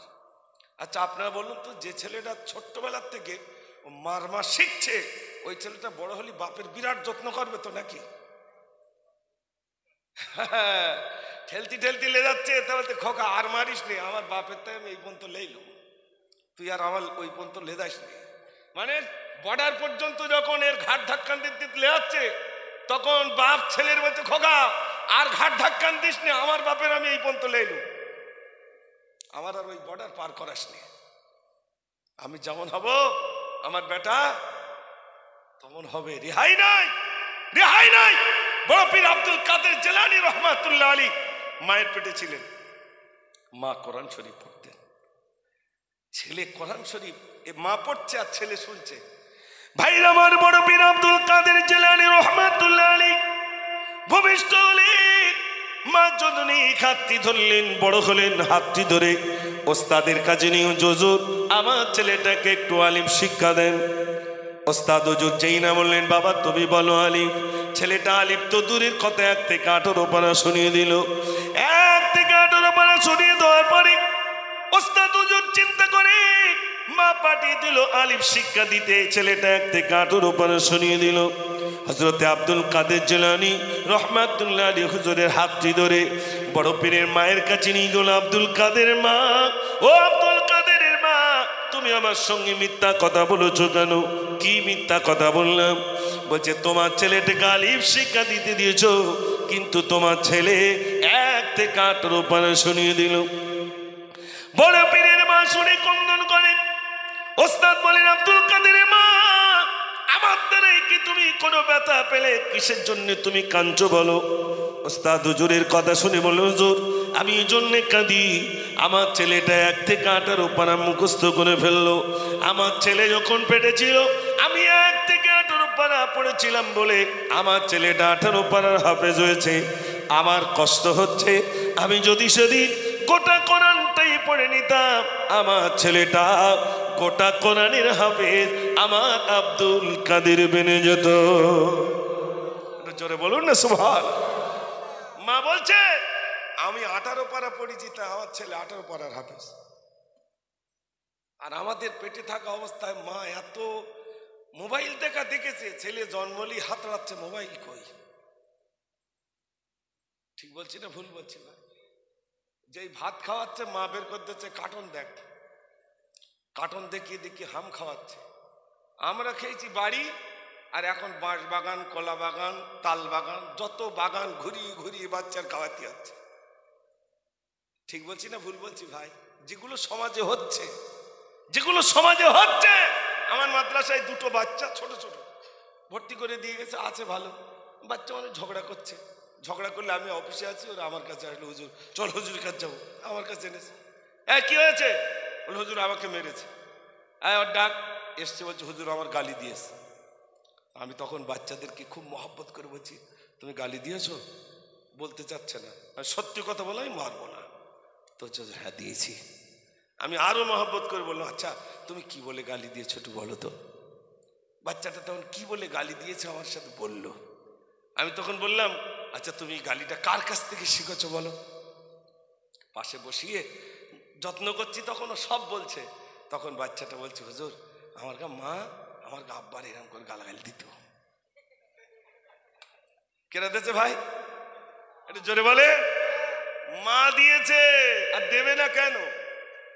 ইঞ্জিন ভ্যান, টোটো, খাট, পালঙ্গ যা বের আগে বলতে সব দিতে হবে। টোটো দিতে হবে, ইঞ্জিন ভ্যান দিতে হবে। তা বিবি তো বলবি যেটা শুয়েছ এটা আমার বাপ দেছে, আর যেটা চালিয়ে ভেবিয়ে যা ওটা আমার বাপ দেছে। আমার বিরুদ্ধে বলবে, তার মানে গালাগালি খাইতে হবে না? হবে না ভাই? স্বাভাবিক স্বাভাবিক। রাস্তা দিয়ে যাচ্ছে, ছেলে গালি দিচ্ছে, কার ছেলে রে? বলে মুজফ্ফরের। দাঁড়া, মুজফ্ফরের সাথে দেখা হোক। মুজফ্ফরের সাথে দেখা হলো, জিজ্ঞেস করছে, ভাই একটা কথা বললো। বলো। তোমার ছেলেটা যা গালি দিচ্ছে শোনার মতো না। তখন আমি কি বলি, ভাই সব সঙ্গদোষে সর্বনাশ হচ্ছে। সঙ্গদোষে হচ্ছে নয়, বাপ আর মা, স্বামী আর স্ত্রী দুজনের এই কুরুক্ষেত্রই হচ্ছে। মক্কা শরীফের একজন ইমাম সাহেব তিনি বলছেন, আমার মা আমাকে বদদোয়া দিতেন। আমি যখন দুষ্টুমি করতাম, আমার মা আমাকে বলতো, যা, আল্লাহ যেন তোর মক্কার ইমাম বানিয়ে দেয়। আমার মায়ের বদদোয়ায় আল্লাহ আমাকে ইমাম বানিয়ে দিয়েছেন। একটু জোরে বলুন না সুবহানাল্লাহ। আর আমাদের মারা বদদোয়া দিচ্ছে, খানায় পড়, লরিতি পড়, অমুক জায়গায় পড়। এখানকার মায়েদের কথা বলছে, এখানকার তো মারা ভালো। এ যা বলছি সব চৈতলের কথা না, তোমার বাড়ি যাওয়া হবে না। দেখে দেখে আমাকে বলে যাচ্ছে। বিশ্বাস করুন, আমার কষ্ট পাচ্ছেন নাকি ভাই? মাশাআল্লাহ। আর একবার তাকবীর দেন, নারে তাকবীর। আর একটু জোরে নারে তাকবীর। চল মদিনা, চল মদিনা, চল মদিনা, চল মদিনা। এই নবী লাউ সালাম, আমি গুনাহগার, তোমারই আশিক আমি, লাও গো আজিমুর খবর। তোমায় বলতে পারি না, তুমি যে খোদার দিবানা। আকি দেখি মদিনা, আকি দেখি মদিনা। চল মদিনা, চল মদিনা, চল মদিনা, চল মদিনা। নারে তাকবীর। এবার গজল শোনাবো ইনশাআল্লাহ। এতক্ষণ ইঞ্জিন গরম করার মতো বলে নিয়েছি, এবার একটা গজল শোনাবো। আমি আজকে তাবারুক হচ্ছে সুজি, আমি খেয়েও এসেছি আলহামদুলিল্লাহ। খুব সুন্দর যিনি রান্না করেছেন, আলহামদুলিল্লাহ খুব ভালো লেগেছে। আমি হাফেজ সাহেব দুজনে খেলাম, বলি আগে তাবারুকটা খেয়ে যাই, কেন মিলাদের পরে আর হয়তো খোঁজ খবর নেবে না, ওর থেকে বাবা আগে থেকে খেয়ে নেই। তো মাশাআল্লাহ খুব সুন্দর রান্না করেছেন। আপনারা সবাই আমন্ত্রিত, সবাই খাওয়া দাওয়া করে যাবেন। আর আজ আমি সত্যি, আমি এত ভালো লাগছে, আপনার আমার গায়ের মানুষ। মুখের কথা একবার শুধু বলবেন, মুজফ্ফর ভাই একটু আমাদের ওখানে আসতে হবে। আমি বিরাট ওয়েটফুল না যে আপনাদের ডাকে আমি আসবো না। যা করি বিদেশে করি, সেটা যা করি সেটা পরের কথা। কোথায় আসাম, কোথায় ত্রিপুরা, সেটা আপনাদের দোয়ায় আল্লাহ নিয়ে গেছে। আপনারা আমার জন্য দোয়া করেছেন বলে আল্লাহ মুজফ্ফরকে ত্রিপুরায় নিয়ে গেছে। এই দক্ষিণ ভেবিয়া একসময় গজল বলতে দোয়া হতো না, যত পিছনে লেগেছে আল্লাহ তত উঁচু করে দিয়েছে। সেই ভেবিয়া এসে তো এখন গজল বলছে আলহামদুলিল্লাহ। যারাই বিরোধিতা করেছে তাদের ছেলেরাই এখন গজল বলছে। তো মাশাআল্লাহ, আল্লাহর দয়া। দক্ষিণ 24 পরগনা বলুন, এ তো কাছাকাছি, আল্লাহ অনেক দূরে দূরে নিয়ে গেছেন। আজ একটা গজল শোনাবো। এখন ওই সুজি যা রান্না করেছে, মনে করুন আমি এলাম, দেখলাম বেশ কয়েক হাঁড়ি রান্না করেছে। এখন আমি যদি বলি ভাই কতটা রান্না করেছেন, তো বলছে এই 2 হাঁড়ি মতো নিয়ে আসেন। তো প্রথমে 1 বালতি এনেছে, 1 বালতি কি হবে, আরো আনেন। তাহলে কতটা খাবে রে? 2-3 বালতি আনলেন, আমি আরো আনেন। যুবকরা বলছে চল 2 হাঁড়িলে চল, আর একটা বাঁশলে চল। খেতে না পারলে টাইট করবো। আমি গাল হা করেছি, আপনারা সুজিগুলো ঢেলে দিলেন, আমি টপ করে গিলে বাড়ি চলে গেলাম। বাড়িতে যাবেন, মায়েরা জিজ্ঞেস করে কই সে তাবারুক কই? বলে কেন, সেই চৈতলের হাঁ করে এসে মেরে দিয়েছে। এটা বলবেন কি না? বলবেন। আমাদের এই কম বেশি কিছু যা টাকা হয়েছে, তাই ছেলেপিলে এখন গাড়ি চালায় সিধে না, এরা বেঁকে বেঁকে হেলিসাবের মতো। আশ্চর্য, বাইক চালাচ্ছে সিধাটা, এইরকম হেলিয়ে দুলে, সে দেখলে আপনার অবাক হয়ে যাবে। আর এখন তো তবু কম, ঈদের দিন ধরে রাখা যায় না, সব চৈতল ব্রিজ। সে যা কি হচ্ছে, বিয়ে হলেই পিছন উঁচু করা বাইক চাই, সিধে সিট হবে না। কেন না, ব্রেক মারলে পিছনের প্লেয়ার যেন সামনে গিয়ে পড়ে। বলেন তাই কিনা? মিথ্যে কথা বলতেছি? পিছনটা এত উঁচু, পিছনে যে বসে থাকে ও সে ঘাড়ে হাত দিয়ে এরকম করে বসে থাকে, উঠবে না, যাচ্ছে। কি সর্বনাশ। আর এটাই স্বাভাবিক ভাই, ছেঁড়া প্যানের দাম বেশি হবে, আর ওই রকম বাইকেরও দাম বেশি। ধারে যান, ওই মাঝে মাঝে আমরা গাড়ি পাড় দিয়ে যাই, এটার দাম কত? তাহলে তো হুজুর এটা 2.5 লাখ টাকা। অথচ পিছনে সেইরাম উঁচু, তার দাম 2.5 লাখ টাকার মোটর মোটর ঘটর ঘটর করে অটোর মতো আওয়াজ হচ্ছে, ওর দাম 2.5 লাখ টাকা। আপনি দোকানে যান, যে প্যান্টটার হাঁটুর ধারে ছেঁড়া ওটার দাম বেশি, আর ছেলে পিলে ঠিক ওই ছেঁড়াটা নেবে। আমাদের গ্রামে একটা ছেলে ছেঁড়া প্যান্ট পরে, আমি আঙুল দেবো, ধারে ছেঁড়া কিনলি কেন? হ্যাঁ ছেঁড়া, এগুলো স্টাইল।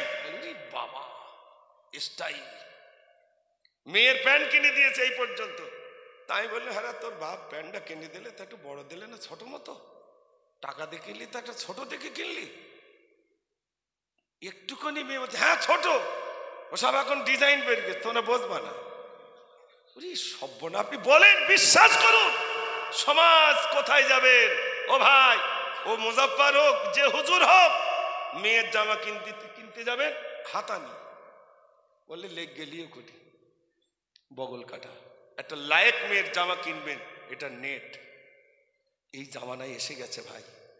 আমরা চুল কেটেছি 10 টাকা 5 টাকা, এখন চুল কাটা 80 টাকা 90 টাকা 250 টাকা 300 টাকা। তাও সে চুল অন্যরকম। আমাদের গ্রামের ছেলে চুল কেটেছে সারা দিক কুচি কুচি, মাঝখানটা এরা উঁচু। তা আমি জিজ্ঞেস করছি, আরে এটা কি শার্ট? তো হুজুর এটা মোরগ শার্ট। মোরগের মাথার ফুল যেরকম উঁচু ভাই, ওইরকম উঁচু। এলাকায় আপনাদের এখানে এসব কাটে না, শুনে দেখবেন ভাঁড় শার্টের দাম বেশি। ঠিক বলছি না ভুল বলছি? বলে দাম বেশি, অবাক হয়ে যাবেন সমাজ কোথায়। আর ওই চুল কেটে আসছে, আর বাপ বলতে যাকি ভালো হয়েছে। বাপ একবার বললেন, হ্যাঁ কি সর্বনাশ করেছিস। আমাদের মাদ্রাসায় অনেক ছেলে টেকে না, আমি বলি আমারটা দেখে যা, এইরাম কেটে যদি আসতে পারিস তাহলে মাদ্রাসায় ঢুকিস, না তো কেটে পড়। কত ছেলে আছে মাদ্রাসায় পড়ে, টুপি এই জায়গা, চুল এইরকম, আছে না নাই ভাই? আমি ওখানে বলি আমারটা দেখে যা, যদি সম্ভব হয় এরকম কেটে আসিস তাহলে মাদ্রাসায় ঢুকিস, না তো ঢুকিস না। এ চুল শুধু বলে আয় এদিকায় এদিকায় এদিকায়, সর্বনাশ হয়ে যাচ্ছে। আর যে মাদ্রাসায় পড়তে পড়তে একবার স্লিপ খেয়েছে, সে যে কত বড় ডাকাত হবে তার ঠিক নেই। আপনার এসব ভাইরা চুল আর কি কেটেছে যে স্লিপ খাবে, সে যা চুল কাটবে, গ্রামের লোক অতিষ্ঠ হয়ে যাবে, এরা কোথায় পড়িয়েছে, সর্বনাশ হয়ে যাবে ভাই। এজন্যে বিশ্বাস করুন, জলসা দিয়েছেন যুবক ভাইরা, আল্লাহ আপনাদের ভালো রাখুক, সুখে রাখুক। আপনারা সত্যি যুবকদের অন্তরের ভিতরে আপনাদের এই ইমানি শক্তি এসেছে বলেই সুন্দর অনুষ্ঠান দিয়েছেন। আপনাদের মতো যুবকের কি অবদান ছিল শোনেন। বুখারী শরীফ একটি ওয়াকিয়া আছে, গজলটি শুনে যান। ওই মানলে ভাইরা শোনো, এ করুণ এক ঘটনা, বুখারী শরীফে আছে লেখা, এই সাহাবারি বর্ণনা, এ সাহাবারি বর্ণনা বুখারীতে আছে। নাম কি? নামটি ছিল আব্দুল উজ্জা, তার ছিল না পিতাজি, চাচার কাছে হইল মানুষ, ছাড়লো সাদের আম্মাজি, ছাড়লো সাদের আম্মাজি। চাচার কাছে লালিত পালিত। একদিন ভাইপো চাচার কাছে এসে বলছে, চাচা, বলছে বলো। ভাইপো এসে বলল, চাচা মোর মনে বড় শোক জাগে, বেঈমান ছিলাম আনিব ঈমান, সাক্ষী রাখি তোমাকে, সাক্ষী রাখি তোমাকে। চাচা কলমা পড়বো, সাক্ষী খুঁজে পাচ্ছি না, আপনাকে সাক্ষী রেখে আমি কলমা পড়ে নিলাম। একটু জোরে বলুন সুবহানাল্লাহ। যুবক ভাইরা শোনেন, আপনারাও যুবক, ইনিও একজন যুবক। চাচা তখন বলছে, সাক্ষী আর খুঁজে পেলে না, আমাকে সাক্ষী রেখেছো, জানো তোমাকে কি করতে পারি? তো ভাই বলছেন, কি করবেন চাচা? চাচা তখন বলছে, চাচারি গে বলল এবার, চাচারি গে বলল এবার, ওমর ভাই শোনো না, আমার দেওয়া জমি মাকান তোমায় আমি দেব না, তোমায় আমি দেব না। জমি জায়গা জায়গা ঘর বাড়ি যা দিয়েছিলাম সব কেড়ে নেব। যুবক ছেলে তখন বলছে, জমি জায়গা কেড়ে নেবেন? বলছে হ্যাঁ। যুবকটা তখন বলছে, ও চাচা জি ফিরিয়ে দেব, ও চাচা জি ফিরিয়ে দেব তোমার দেওয়া জমি মাকা, করিবেন দোয়া মরি তোরে মসজিদে হই আজাদ, মসজিদে হই আজাদ। জোরে বলুন না সুবহানাল্লাহ। যুবক ছেলে বলছেন, এই নেন চাচা, জমি জায়গা ঘর বাড়ি সব দিয়ে দিলাম। আচ্ছা,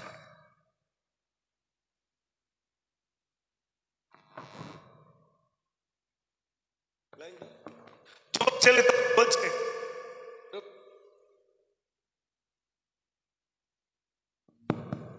যুবক ছেলে তখন বলছে, ও চাচা জি ফিরিয়ে দেব, ও চাচা জি ফিরিয়ে দেব তোমার দেওয়া জমি মাকা, করিবেন দোয়া মরি তোরে মসজিদে হই আজাদ, মসজিদে হই আজাদ। জোরে বলুন না সুবহানাল্লাহ। এই নেন চাচা, জমি জায়গা ঘর বাড়ি সব দিয়ে দিলেন, সব দিয়ে দিলেন। যুবক ছেলে চলে যাচ্ছে, চাচা ডাকছে, ভাইপো শোনো, তুমি জমি জায়গা ঘর বাড়ি সব দিয়েছো, এই পরনে যে পায়জামাটা আছে ওটাও দিয়ে দিতে হবে। চাচা বলছে, চাচা বলে ভাইপো শোনো, মোর কাছে দিল সব জমা, তাকিয়ে দেখি তোমার পরনে আমার দেওয়া পায়জামা, আমার দেওয়া পায়জামা, ওই পায়জামাটা দিয়ে দিতে হবে। জমি জায়গা ঘর বাড়ি সব দিয়েছো, পায়জামাটা আমি কিনে দিচ্ছি, আমাকে দিয়ে দিতে হবে। আপনাদের মতো যুবক, আমাদের মতো যুবক তখন বলছে, ও চাচা জি ফিরিয়ে দেব, ও চাচা জি ফিরিয়ে দেব তোমার দেওয়া পায়জামা, সবই দিতে রাজি আমি, ছাড়িব না কলিমা, ছাড়িব না কলিমা। জোরে বলুন না সুবহানাল্লাহ। যুবক ছেলে বলছে, চাচা জমি জায়গা ঘর বাড়ি সব দিয়ে দিলাম, পরনের পায়জামাটাও দিয়ে দিলেন। উলঙ্গ হয়ে রাস্তা দিয়ে চলে যাচ্ছে, মা দেখতে পেয়েছে। মা দেখতে পেয়ে লজ্জায় নিজের দুটো হাত চোখটাকে টিপে ধরে বলছে, ও বাবা তোমার পরিণতি এমন কেন, কি হয়েছে বাবা? ছেলেটি তখন বলছে,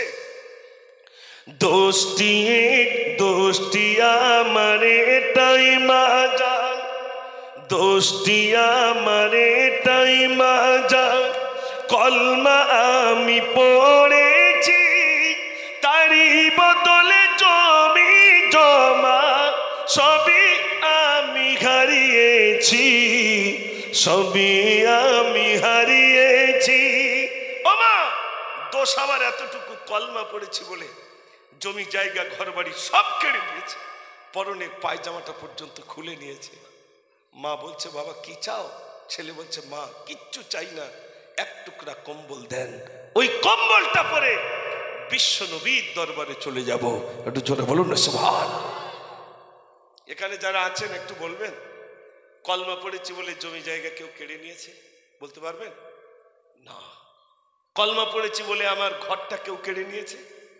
যুবক তার সমস্ত কিছু কেড়ে নিল, পরনের পায়জামাটা খুলে নিল, মায়ের কাছ থেকে ছেঁড়া কম্বল দিয়ে দু টুকরা করে, এক টুকরা পরনে আর এক টুকরা গায়ে দিয়ে মক্কা থেকে মদিনায় হাঁটতে হাঁটতে চলে গেলেন।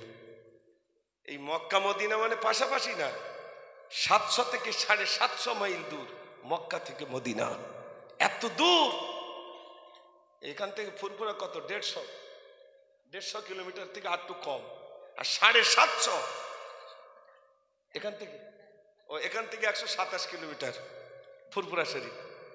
তাহলে চিন্তা করুন, 750 কত দূর। যুবক ছেলে হাঁটতে হাঁটতে চলে গেলেন মসজিদে নববী শরীফের পিলিয়ারের গোড়ায় হেলান দিয়ে বসে রইলেন। নবীজি নামাজ শেষ হয়েছে, বলছেন, বাবা চুলগুলো এলোমেলো, বস্ত্র ছেঁড়া। কোথা থেকে এসেছো বাবা? ইয়া রাসূলুল্লাহ, আমি মক্কা থেকে এসেছি। কি হয়েছে বাবা?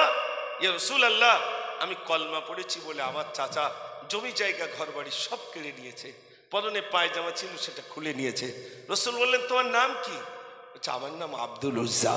রাসূল বললেন না, তোমার নাম আব্দুল উজ্জা নয়, আমি রাসূল তোমার নাম দিলাম আব্দুল্লাহ।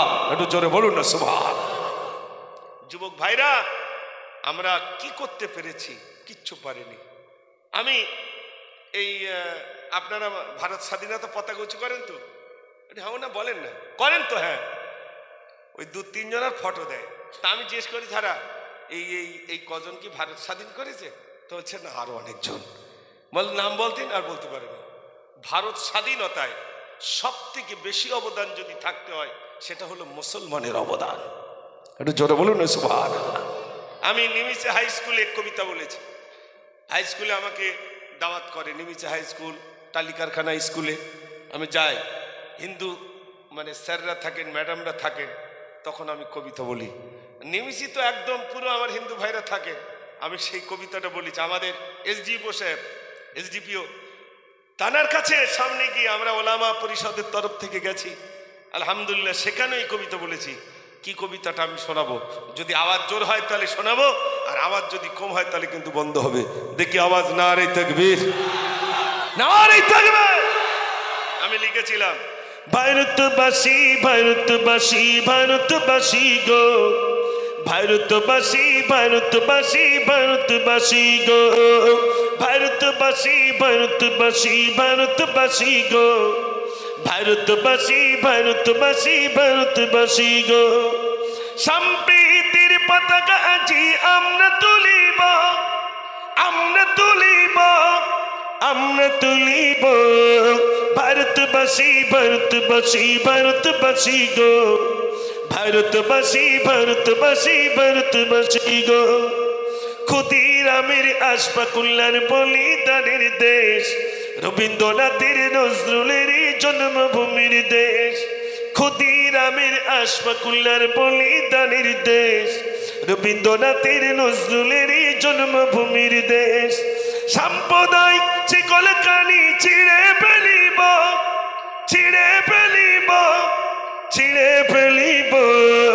ভারতবাসী ভারতবাসী ভারতবাসী গো, ভারতবাসী ভারতবাসী ভারতবাসী গো। নারে তাকবীর। আরো শোনাবো। আশফাকুল্লাহ নাম শুনেছেন তো? আশফাকুল্লাহ ছিলেন একজন বড় মাপের আলেম। আশফাকুল্লাহকে আমরা যেরকম ক্ষুদিরাম ফাঁসির মঞ্চে উঠেছেন, ভারতের জন্য প্রাণ দিয়েছেন, এটা আমাদের কলিজায় আছে। ক্ষুদিরামকে আমরা ভালোবাসি যেহেতু তিনি ভারতের জন্য জান দিয়েছেন। কিন্তু একজন মাওলানা সাহেব যিনি ভারতের জন্য জান দিয়েছেন, তার নামটা ইতিহাসে তোলা হয়নি। যদি তোলে তাহলে মানুষ জেনে নেবে মুসলমানের অবদান। কোথায় মেরেছে বুঝতে পেরেছেন ভাই? ঠিক কলমের আগায় মেরে দিয়েছে। স্কুলের ওই সাবজেক্ট থেকে তুলে দেওয়া হলো যাতে করে ভারতবর্ষের নাগরিক যেন না জানতে পারে মুসলমানদের ভারতের বেশি অবদান, এটা যেন না জানতে পারে। নাম ছিল আশফাকুল্লাহ। আশফাকুল্লাহকে ইংরেজরা বন্দি করলো। আশফাকুল্লাহ, তোমাকে ফাঁসি দেব। ফাঁসি দেবেন? বলছে হ্যাঁ। বলছে আমাকে ওজন করুন। বলছে ওজন করে কি হবে? বলছে আমাকে এই জন্য ওজন করুন, ফাঁসির ভয়েতে যদি আমার ওজন কমে যায় ইতিহাসের পাতায় লিখবেন কাপুরুষ আশফাকুল্লাহ। আমার ওজন যা ছিল যদি তাই থাকে ইতিহাসের পাতায় লিখবেন সুপুরুষ আশফাকুল্লাহ। আমার ওজন যা ছিল তাছাড়া যদি বেড়ে যায় ইতিহাসের পাতায় লিখবেন বীর পুরুষ আশফাকুল্লাহ। একটু জোরে বলুন না সুবহানাল্লাহ। ফাঁসির 15 দিন আগে ওজন হচ্ছে, ফাঁসির 15 দিন আগে ওজন হচ্ছে আশফাকুল্লাহর ওজন হচ্ছে 100 কেজি। যেদিন ফাঁসি হবে আশফাকুল্লাহকে বলছে, আশফাকুল্লাহ মায়ের সঙ্গে দেখা করতে চাও? না, কারোর সঙ্গে দেখা করতে চাই না, আমাকে ওজন করুন। ফাঁসির 15 দিন আগে ওজন ছিল কত? 100 কেজি। যেদিন ফাঁসি হবে সেদিন আশফাকুল্লাহর ওজন করা হচ্ছে, ওজন গিয়ে দাঁড়িয়েছে 150 কেজি। একটু জোরে বলুন না সুবহানাল্লাহ। ইনি হলেন মুসলমান আলেম। ফাঁসির মঞ্চে ভারতকে মুক্ত করার জন্য তার ওজন বেড়ে গেছে। তার কথাটা ইতিহাসের পাতা থেকে নামটা মুছে দেওয়া হলো। আমি কি করলাম, তার কথাটা আমার কবিতার ভিতরে তুলে ধরলাম। কি ধরলাম? ক্ষুদিরামের আশফাকুল্লার বলিদানের দেশ, রবীন্দ্রনাথের নজরুলেরই জন্মভূমির দেশ। ক্ষুদিরামের আশফাকুল্লার বলিদানের দেশ, রবীন্দ্রনাথের নজরুলেরই জন্মভূমির দেশ। সাম্প্রদায়িক শিকলকারি ছিঁড়ে ফেলিব, ছিঁড়ে ফেলিব, ছিঁড়ে ফেলিব। ভারতবাসী, ভারতবাসী, ভারতবাসী গো, ভারতবাসী, ভারতবাসী, ভারতবাসী গো। তালপুকুরে গেছেন ভাই? তালপুকুরে গেছেন, গিয়ে দেখবেন একদিকেতে মন্দির আছে, থাকবে যে মসজিদ, মন্দিরেতে ঘন্টা বাজে, শুনবো যে তাকবীর। পাশাপাশি ওই মন্দির এই মসজিদ, তাই তো নাকি? আমি লিখলাম একদিকেতে মন্দির আছে, থাকবে যে মসজিদ, মন্দিরেতে ঘন্টা বাজে, শুনবো যে তাকবীর। মকান ভারত গড়তে আজি শপথ নেব, শপথ নেব, শপথ নেব। ভারতবাসী, ভারতবাসী, ভারতবাসী গো, ভারতবাসী, ভারতবাসী, ভারতবাসী গো। নারে তাকবীর। কটা বাজে দেখলি আপনার সে বলতে বলতে তো না ভাই, তাই 11:30 পার হয়ে যাচ্ছে। জি আলহামদুলিল্লাহ। আপনাদের কষ্ট হচ্ছে নাকি? মাশাআল্লাহ, মাশাআল্লাহ। আসলে ঘুম ভেঙে গেলে ঘুম পাড়ানি মুশকিল খুব। যাও ঘুমোচ্ছিলেন আর আমি প্রথমে সেই ঘুম মানে ছাড়িয়ে দিচ্ছি। আসলে এই বড় বড় জলকারের মাছ ধরার সিস্টেম তো জানেন, সব ফাতনা জাল, তাই তো? আচ্ছা, ফাতনা জাল পেতে চুপচাপ থাকে না লাঠি চার্জ করে? লাঠি চার্জ করে। লোক দেখলি বুঝতে পারি পাগল না কি হারা, পানিতে খালি কমকে লাঠি মারছে। কিন্তু এই লাঠি মারার একটা কৌশল কি, যত মাছ আছে সব ছুটে গিয়ে জালে মুখ দেয়। তা আমি প্রথমে এসে মনে করলাম যে সর্বনাশ, এত বড় জলকার, তা একটু ফাতনা জাল পেতেলি। আলহামদুলিল্লাহ ভর্তি হয়ে গেছে নাকি ভাই? ফাতনা জাল মানে একটু গজল বলে নিলাম, তাতে আলহামদুলিল্লাহ প্রচুর। আর আমি যখন উঠবো তখন যুবক বাইরে শুধু গজল বলতেই হবে। এটা তো বড় পাওনা যে আমার এলাকার ভাইরা আমার কাছ থেকে গজল শুনতে চাইছে, এটা তো বড় পাওনা। এটা তো টাকা দিয়ে মেলে না। আমি ত্রিপুরায় গজল বলেছি, আসামে গজল বলেছি, মানুষ সেখানকার মানুষ দিবা না। আবার বাংলাদেশে যাচ্ছি, সেটা মূল নয়।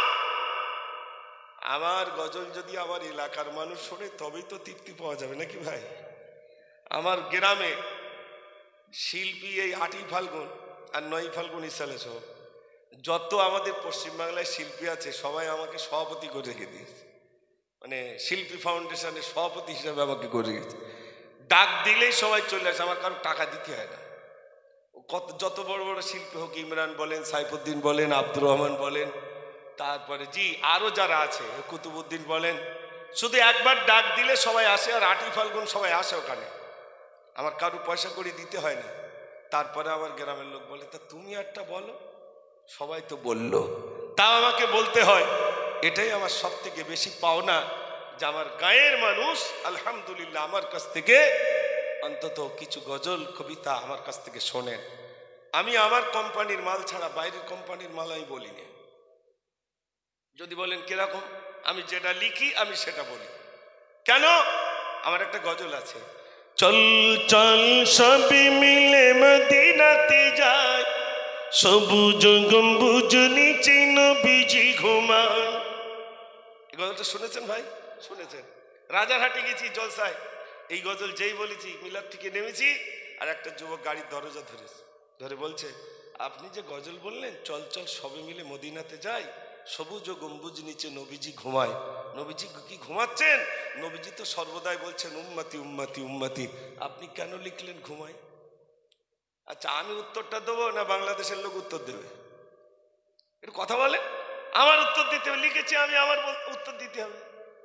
তা আমি তখন বললাম এক্ষুনি বলতে হবে? বলে এক্ষুনি বলতে হবে। বলে আমার আরেক যে দাউত রয়েছে, বললেন না সব শুনতে চাইনি, এক্ষুনি বলতে হবে। আর যুবক গাড়ির দরজা ধরেছেন, সর্বনাশ যে। আমি বললাম আচ্ছা, মক্কা থেকে মদিনায় রসুল হিজরত করলেন, হিজরতকালীন একটা গুহার ভিতরে রসুল ঢুকেছিলেন, যে পাহাড়টার নাম জবলে সুর। ওই পাহাড়ের একটা গুহার ভিতরে রসুল আত্মগোপন করেছিলেন। তো আত্মগোপন করার সময় সমস্ত গর্তগুলো হযরত আবু বকর সিদ্দিক রাদিয়াল্লাহু তাআলা কাপড় দিয়ে বন্ধ করলেন। একটা গর্ত বন্ধ করতে পারেননি, রাসূল পা দিয়ে চেপে ধরলেন। পা দিয়ে চেপে ধরেছেন হযরত আবু বকর, আর একটা সাপ, বিষাক্ত সাপ দংশন করলো। আল্লাহ রাসূল পায়ের উপরে মাথা দিয়ে আরাম করছেন, হযরত আবু বকর সিদ্দিক রাদিয়াল্লাহু পায়ের উপরে, আর চোখ থেকে দুপটা পানি হযরত আবু বকরের চেহারায়, আল্লাহ রাসূলের চেহারায় পড়লো। তো রাসূল বললেন, আবু বকর, ঘরের কথা মনে পড়ে গেল নাকি? ইয়া রাসূলুল্লাহ, না, তবে একটা সাপ আমাকে দংশন করেছে। আগে বলনি কেন? ইয়া রাসূলুল্লাহ, আপনার ঘুমের ব্যাঘাত ঘটাবো? আমি আবু বকর, আমি শহীদ হয়ে যাব, আমার রাসূলের ঘুমের আঘাত আমি করাতে দেব না। একটু জোরে বলুন না সুবহানাল্লাহ। রাসূল বলেন, আবু বকর, যে পায়ে কামড়েছে তাড়াতাড়ি দাও। গাল থেকে থুতু বার করে যে জায়গায় সাপে কামড়েছে ওই জায়গায় লাগিয়ে দিলেন।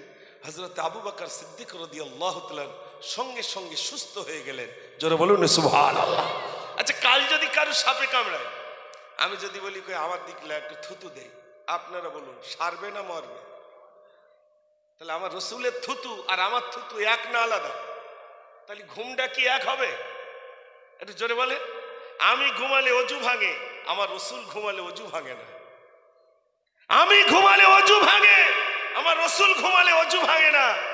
ও সোনার ভাইরা, আমার ঘুমটা ঘুম, আমার রাসূলের ঘুমটা ঘুম নয়, ওটা হলো আরাম। রাসূল আরাম করছেন, তখন আমার দরজাটা ছাড়লো।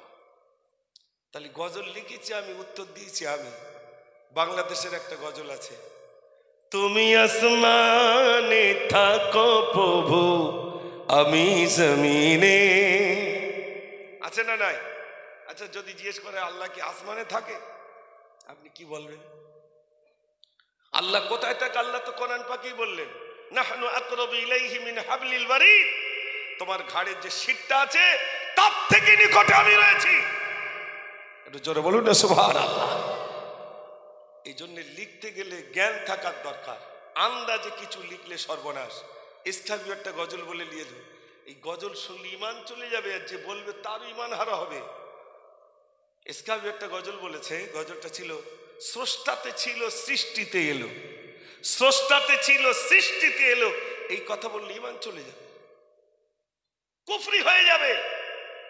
কিছু কিছু গজল আছে যে গজলগুলো, আমি বাংলাদেশের একটা গজল শুনলাম, গজলটা শুরু এরকম, খাজা খাজা খাজা খাজা, এরকম বলে শুরু করেছে, আর লাস্টে বলছে, কবুল করো খাজা আমার মনের বাসনা।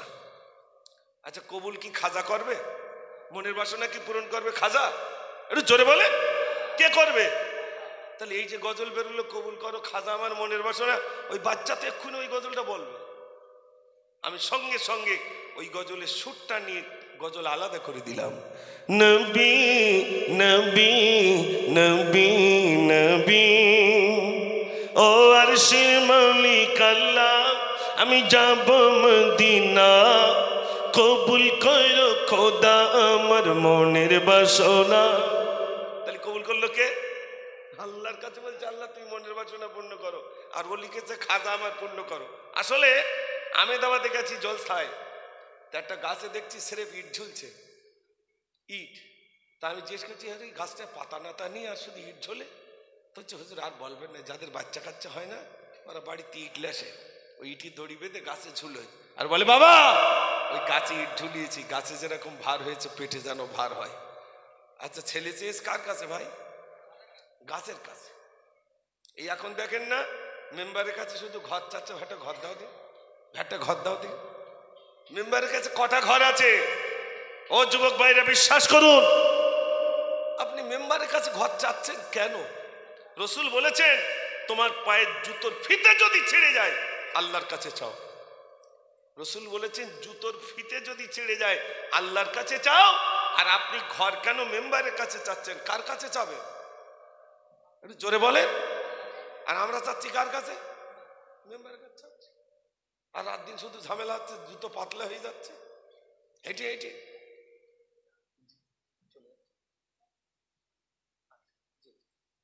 আমি দোয়া করে দেবো ইনশাল্লাহ, বেশি রাত করবো না, হয়ে গেছে প্রায় ইনশাল্লাহ। কষ্ট পাচ্ছেন আপনারা? তাহলে ও ভাই, সত্য কথা বলবেন। আপনার বাড়িতে এখন পাতলা একটা কম্বল আছে, ঠান্ডায় একটা কম্বল ছাড়া নেই। আপনার ছেলেকে নিয়ে আপনি জড়িয়ে শুয়ে রয়েছেন, একটা জানলা রয়েছে, তাই জানলা দিয়ে হাওয়া আসছে, ওই জানলাটা ঘেরার মতো কাপড় নেই। বলুন তো, আপনার এলাকার মেম্বার কেউ যদি না দেখতে পায়, নেতা নেত্রী যদি না দেখতে পায়, দেখতে পান কে? একটু জোরে বলেন। আল্লাহ দেখতে পাচ্ছে আমার ওই বান্দাটা ঠান্ডা পাচ্ছে, নিজের ছেলেটাকে নিয়ে কম্বলের ভিতরে জড়িয়ে রয়েছে। বর্ষার সময় আপনার চাল দিয়ে পানি পড়ছে, চুলোটা ভিজে যাচ্ছে, তলায় পানি উঠে যাচ্ছে, রান্না করতে পারছে না মায়েরা, ছেলেটা শোবে জায়গা নেই, তক্তপোষের তলায় কোনো রকমে মুছে বর্ষার সময় বাস করছেন, মনে কাঁদছেন, আল্লাহ এই অবস্থা। বলুন, গ্রামের নেতা, গ্রামের যে সমস্ত ধনী ব্যক্তিরা রয়েছেন, কেউ না দেখতে পেলে দেখতে পেয়েছেন কে? আমার আল্লাহ বলছে, বান্দা একটুখানি কষ্ট করে আয়, আমি তোর জন্য জান্নাত রেখে দিয়েছি। ওই ধনী ব্যক্তিদের থেকে 500 বছর আগে আমার গরিব বান্দাদের আগে আমি জান্নাত দিয়ে দেব। জোরে বলুন না সুবহানাল্লাহ। কত বছর আগে? 500 বছর। দুনিয়ার 500 বছর নয়, আখিরাতের 500 বছর, দুনিয়ার কোটি কোটি বছর আগে আল্লাহ দয়ার জান্নাত দিয়ে দেবেন গরিবদেরকে। আর কি চান ভাই? কেউ না দেখতে পেলে আল্লাহ দেখতে পাচ্ছেন গরিব বান্দাদের। আপনার বাড়ি কি অবস্থা, ভাত খাচ্ছেন কি না খাচ্ছেন, আল্লাহ বলছে সব দেখতে পাই। নবীজি কি ছিল না তানার, নিজের মেয়েটা বিয়ে দিচ্ছেন এমন একটা ঘরে, নিঃস্ব ঘরে, নিঃস্ব ঘরে, দেনমোহরের টাকা নেই, দেনমোহরের টাকা নেই, এইরকম একটা ছেলের সঙ্গে বিয়ে দেবেন। রসুল বললেন এই তলোয়ারটা বিক্রি করো। যার কাছে বিক্রি করতে গেলেন তিনি বললেন আমি আবার পুনরায় দিয়ে দিলাম, অল্প কিছু টাকা এনে হুজুরের কাছে দেনমোহর বাবদ দিলেন। হযরত আলীর সঙ্গে ফাতেমার বিবাহ হয়ে গেল। রসুল গেলেন, এবার মেয়ের বাড়িতে যাচ্ছে, যাই আমার মেয়েটার দিকে দেখে আসি। মেয়ে দেখতে গেলেন, গিয়ে দেখছেন দরজা আওয়াজ দিচ্ছেন, ফাতেমা, ও ফাতেমা দরজা খোলো, আমি তোর আব্বা এলাম। ফাতেমা বলছে, আব্বা এখন ঘরের ভিতরে প্রবেশ করবেন না, আমার বাড়িতে একটাই কাপড়, একটাই কাপড়, দ্বিতীয় কাপড় নাই। মাথা যদি ঢেকতে যায় পা আলগা হয়ে যাবে, পা যদি ঢেকতে যায় মাথা আলগা হয়ে যাবে, এই একটা কাপড় ছাড়া দ্বিতীয় কাপড় আমার বাড়িতে নাই। রসুল নিজের গায়ের রুমালটা ছুড়ে দিয়ে বললেন, ও ফাতেমা এটা তুমি মাথায় দিয়ে নাও। ফাতেমাকে ডেকে বললেন, ফাতেমা শোনো, এই কষ্ট করে গেলে যত নারী জান্নাতি হবে তাদের সর্দারিনী করে আল্লাহ তোমাকে তুলবেন। একটু জোরে বলুন না সুবহানাল্লাহ। কি চাচ্ছেন ভাই? নবীজি ওই আমরা ধান সেদ্ধ করতাম, ধান সেদ্ধ করে মেলে দিতাম, যে চেটাই, খেজুর পাতার চেটাই, রসুল ওই চেটার উপর শুয়ে রয়েছেন, পিঠে দাগ। ওমর বললেন, ইয়া রাসূলুল্লাহ আপনার পিঠ মোবারকে দাগ, আপনি একটুখানি অনুমতি দেন, সুন্দর বিছানা এনে দেবো। রসুল বললেন না, এক মুষ্টি বালি তুলে বললেন, এ সাহাবা যদি বলি সোনা হয়ে যাও, সোনা হয়ে যাবে, আমার প্রয়োজন নাই, আল্লাহ আমাকে পাঠিয়েছেন ওমা আরসালনাকা ইল্লা রাহমাতাল লিল আলামিন। একটু জোরে বলুন না সুবহানাল্লাহ। ভাইরা সংক্ষেপ করলাম, শেষ বেলা একটা গজল শোনাবো, তার আগে আসুন প্যারা নবীর শানে একটু সালাতু সালাম পড়ে নি। ইয়া নবী সালাম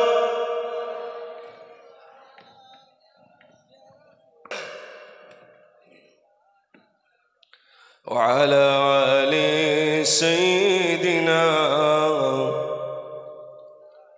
সাল্লাল্লাহু আলাইহি সাল্লাম। যাওয়ার আগে আমার কথায় কি আপনারা কষ্ট পেয়েছেন ভাই? মাশাআল্লাহ, আপনি আমার গায়ের মানুষ, আপনাদেরকে একটা দাওয়াত দিয়ে যাই। জীবনে অনেক জায়গায় গেছেন, অন্তত এই ভাইয়ের দাওয়াতটা গ্রহণ করবেন। আমার মাদ্রাসায় এ পর্যন্ত প্রায় 110 জন ছাত্র আছে, আলহামদুলিল্লাহ। 6 জন শিক্ষক আছেন, 2 জন বাবুর্চি আছেন। এই যে টাকাটা আপনারা দেন, আলহামদুলিল্লাহ এই টাকা দিয়ে আমার শিক্ষকদের আমি বেতন দিই, এবং বাচ্চাদের যা লুঙ্গি নাই, গামছা নাই, চাল নাই, চেষ্টা করি আলহামদুলিল্লাহ। মাদ্রাসার সুনামের সহিত চলছে, আপনারা দোয়া করবেন। আমি আপনাদেরকে দাওয়াত দিয়ে যাই 8 এবং 9 ফাল্গুন। 9 ফাল্গুন শেষ দিন, অনেক জায়গায় আপনারা জলসায় গেছেন, একটা বার আমার ওখানে যাবে। আমি টাকা ওখানে বয়ে দিয়ে আসতে হবে এই জন্যে দাওয়াত করছি না, আমি আপনাদেরকে আমন্ত্রণ করছি, অন্তত একবার দেখে আসুন না যে মুজফ্ফর ভাই গজল বলে বক্তব্য রেখে যে একটা প্রতিষ্ঠান চালাচ্ছে, আলহামদুলিল্লাহ, সেই প্রতিষ্ঠান একবার দেখে আসি। আপনি আমার গায়ের মানুষ বললে ভুল হয় না, এখান থেকে চৈতল বেশি দূর নয়। আমি আপনাদের কাছে অনুরোধ করছি, যাবেন তো ইনশাল্লাহ? একটু জোরে বলুন না ইনশাল্লাহ। এই ছোট ছোট বাচ্চারা কই, তোমরা যাবে? যাবে তো যুবক ভাইরা? আরে আমি তোমাদের জন্য কি ইন্তজাম করি শোনো না। গেলে একটা চায়ের আপনার দোকান থাকে, মানে স্টল, চায়ের স্টল, কফির স্টল, পানের স্টল। গেলেই ছোলা মুড়ির ব্যবস্থা, আবার তেহারি, আলহামদুলিল্লাহ, খেয়ে আসবে, দেখে আসবেন পরিষেবাটা কিভাবে রেখে দিয়েছি। যত পান খেতে পারো, যত চা খেতে পারো। আমার জ্বালায় অনেক দোকানদার বলে এই লোকের জ্বালা আমি পারি না। একদম আপনি গেলে সব আলাদা আলাদা রুম করা আছে। অন্য অন্য জায়গায় টাকার রুম করা থাকে, আর আমার রুম খাওয়ার রুম। নাম হয়ে গেছে মুজফ্ফর, ও মিলাদে যাওয়া মানে শুধু খেতে দেবে। তো মেহমানদারি যদি না করি তা কি করব ভাই? আল্লাহ করাই বলে করি, এটা আমার কোনো কৃতিত্ব না। আমার গায়ের মানুষ অবাক হয়ে যায় যে করে কি। আমি বলি মেহমানদারি রসুল করেছেন, নিজে যখন খেয়েছেন তখন সাহাবাদেরকে সঙ্গে নিয়ে খেয়েছেন, নিজে একা কখনো খায়নি। রসুল এও বলেছেন, বাড়িতে যদি গোশত রান্না হয়, আপনার বলুন আপনার বাড়িতে গোশত রান্না হয়েছে, পাশের বাড়িতে খুশবু গেলে আর যায়, ওই বাচ্চাটা ওই মা তার মাকে বলো, মা ওদের বাড়ি বলো গোশত রান্না হয়েছে, আমাদের একটু গোশত হবে না? রসুল বলেছেন, তোমার এই খুশবু যতদূর যায় তাদের অল্প অল্প দিয়ে তারপর তুমি খাও। আগে তবু এখান থেকে কিছুদিন আগে, কয়েক বছর আগে তরকারির বাটি এ বাড়ি ও বাড়ি যেত, এখন আর যায় ভাই বাটি? এখন বাটি আর চলে না। ও বাটি শ্বশুরের পর্যন্ত যায় না তার লোকের বাড়ি। ঠিক বলছি না ভুল বলছি? আপনার বাড়ি যদি কিছু রান্না হয় পাশের বাড়িতে দেবেন, আল্লাহ আপনার বরকত দিয়ে দেবেন। যদি দেন বরকত দেবেন, যত খাওয়াবেন কমবে না, আল্লাহ বাড়িয়ে দেবেন। আমার যুবক ভাইদের কাছে অনুরোধ, গজল শুনবেন ওই দিনে সব শিল্পীরা আসবে 8ই ফাল্গুন, আর 9ই ফাল্গুন কারি সাহেব থাকবেন, বক্তা থাকবেন, আলোচনা আলহামদুলিল্লাহ দিনে পাকড়ি থাকবে আমার ছাত্রদের, তাদের মুখ থেকে গজল শুনবেন, বক্তব্য শুনবেন, মোকালামা শুনবেন। থাকা খাওয়ার কোনো অসুবিধা নাই ইনশাল্লাহ, রাত্রেও থাকবেন, খাওয়া দাওয়া কম্বল প্রচুর আছে আলহামদুলিল্লাহ। আপনারা যাবেন, যাবেন তো ইনশাল্লাহ? একটু জোরে বলেন না ইনশাআল্লাহ। আমি অন্য জায়গায় এত চাপ দিয়ে বলি না, আজ আপনাদের এখানে চাপ দিয়ে বলেছি কেন? গজল বেশি বলিস বলে, তাই তাই তো নাকি? মাশাআল্লাহ, গজল একটু বেশি বলিস। আর হয় না? ও বাবা, পেট ভর্তি গেছে, এখন ভাত দিলে আর হবে না। না ভাই, আমার গলার পজিশন ভালো না, নইলে অনেক গজল শোনাতাম। প্রায় 2 ঘন্টা মতো দম থাকে, আর সেই 10টায় উঠেছি 12টা বেজে গেল, 10টায় উঠেছি 12টা বেজে গেল। কম বেশি অনেক গজল শুনিয়েছি। আল্লাহ যদি আবার আনেন ইনশাল্লাহ সেদিন আপনাদের কাছে গজল শোনাবো। 2 নম্বর গজল কি ছিল? মিরাজ রাতে খোদা। এই দেখেন, আপনারা তো বলেন গজল। আচ্ছা, এই সব গজলগুলো যদি এক জায়গায় রাখা হয় তাহলে একটা খাতা হবে, বড় খাতা তো। তা আমি তো ব্যাগটা কিচ্ছু লেছি না, আমার তো গজলের দাওয়াত না। গজলের দাওয়াত হলে সবগুলো সব বইয়ে নিয়ে আসি, তারপরে পৃষ্ঠাগুলো বের করে মিরাজ রাতে খোদার সাথে করিবেন দিদার, আর সে আজিম ধন্য হল, ধন্য কদমে তোমার। মনে থাকে না তো সব গজল, কি বলেন? আপনারা বলছেন বলতে, কিন্তু বলবো না এটা কেন? আমার এত গজল বললাম আর ওই গজলটা বলতে, আসলে বিশ্বাস করেন গজলের প্রতি আমার ন্যাক কম। ভক্তি এখন গজলের প্রতি নেই না, আছে নেই কেন? শিশুবেলাতে গজল বলতাম, ভক্তি নেই। কিন্তু আপনি কড়া মনে রাখবেন, আমার মোবাইলে যেটা আছে সব ছেলেদের যেখানে যাবেন নতুন, আবার কিছু জায়গায় যাবেন সেই 20 বছর আগে সে হুজুর সে আমি নিয়ে যে গজলটা বলেন ওইটা একটু বলতে হবে। তার মানে সমস্যা কি দেখেন, চাচি কি শাড়ি পরেছে দেখেছে, দেখে ভেবে গেছে শাড়ি কিনতে, সব শাড়ি ঢেলে দিয়েছে, একটা পছন্দ হয়নি। তো বলতে একটা পছন্দ হলো না, না, তার কি পছন্দ করলো? আমার সে চাচি যে শাড়ি পরলো সেই শাড়িটা খোঁজ দিছি আমি এত গজল বলেছি, ভার পছন্দ হয়নি, সেই মিরাজ রাতেটাই বলতে হবে। ও তো ঘোড়ার ডিম আমার নি। মাশাআল্লাহ। তো কম বেশি আপনাদের কাছে গজল শোনালাম। দোয়া করেন আমার জন্য, আল্লাহ যেন সুস্থ রাখেন। প্রত্যেক দিন 2 জায়গায় 3 জায়গায় করে যেতে হয়, গলা ভালো থাকে। জি জি, এই একটা যুক্তির কথা বলেছে। মাশাআল্লাহ, এইবার তো বলতে ভালো লাগবে। তার মানে বোঝা যাচ্ছে যে না, মিলাদ শুনেছে, তাই তো নাকি ভাই? আপনাদের কিন্তু মনে ছিল না, ভাই ঠিক মনে করে দিয়েছে। সে খেজুর পাতা আর আমিন বলা, হিজড়ের ব্যাপারটা কি হলো কই তো বলে গেলে না? তার মানে কি পরের বছরে দাও তুলো বাতাই? ইনশাল্লাহ বলবো। দেখি একটু আওয়াজ দেন না। কটা বাজে জানেন? 12টা বেজে গেছে। আলহামদুলিল্লাহ। শোনেন, প্রথম প্রশ্ন, খেজুরির পাতা কেন দেওয়া হয়? খেজুরির পাতা আল্লাহ রসুল সাল্লাল্লাহু আলাইহি সাল্লাম কবরের পাশ দিয়ে যাচ্ছেন, দেখছেন একটা কবরে আযাব হচ্ছে। রসুল বললেন, এ আমার সাহাবা, ওই খেজুর গাছের একটা ডাল নিয়ে এসো।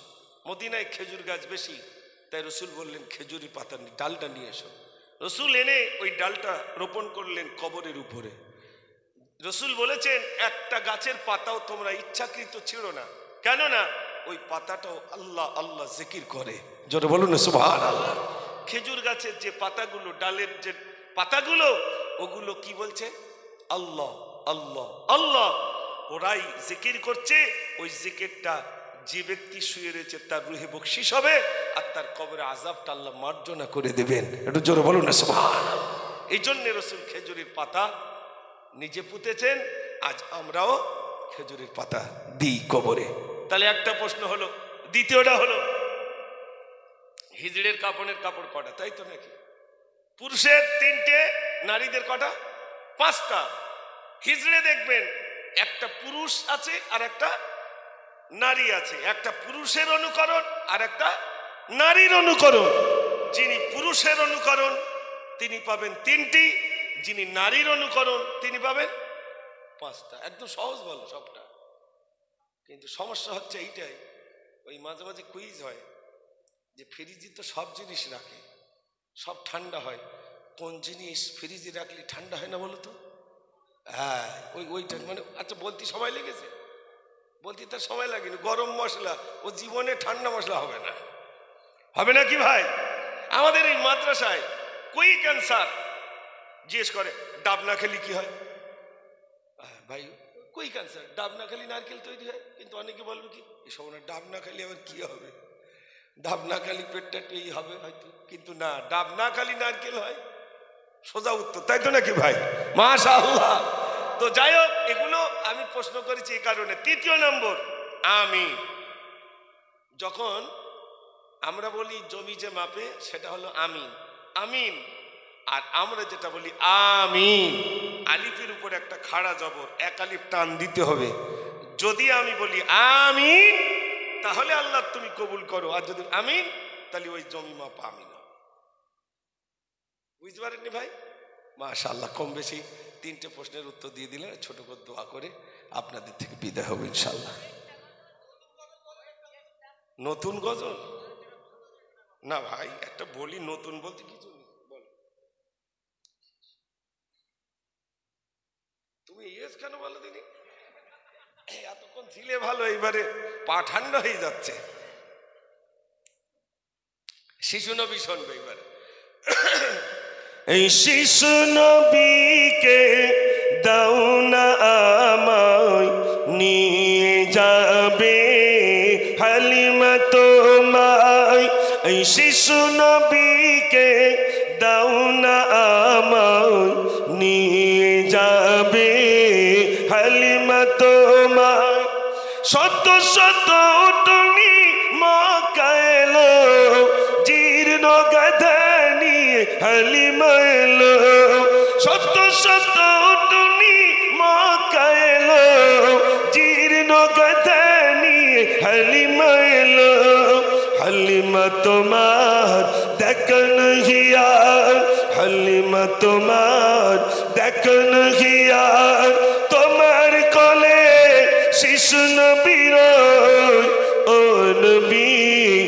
নবীজি আমার ও নবী, নবীজি আমার ও নবী, নবীজি আমার এই শিশু নবীকে দাও না আমায় নিয়ে যাবে হালিমা তোমায়।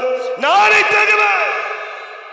এই পর্যন্ত থাক ভাই, অনেক গজল আপনারা শুনেছেন। আর এই ভাইটা বলছে পূর্ণ, ভাই বলছে নতুন, এখন নতুন বলি পুরাতন বলি, আমার এই হাজির হুজির যা আছে এরপরেও ইনশাল্লাহ গজল লিখতে গেলে আমি রোজার মাসে লিখি গজল, রোজার মাসে একটু ছুটি পাই।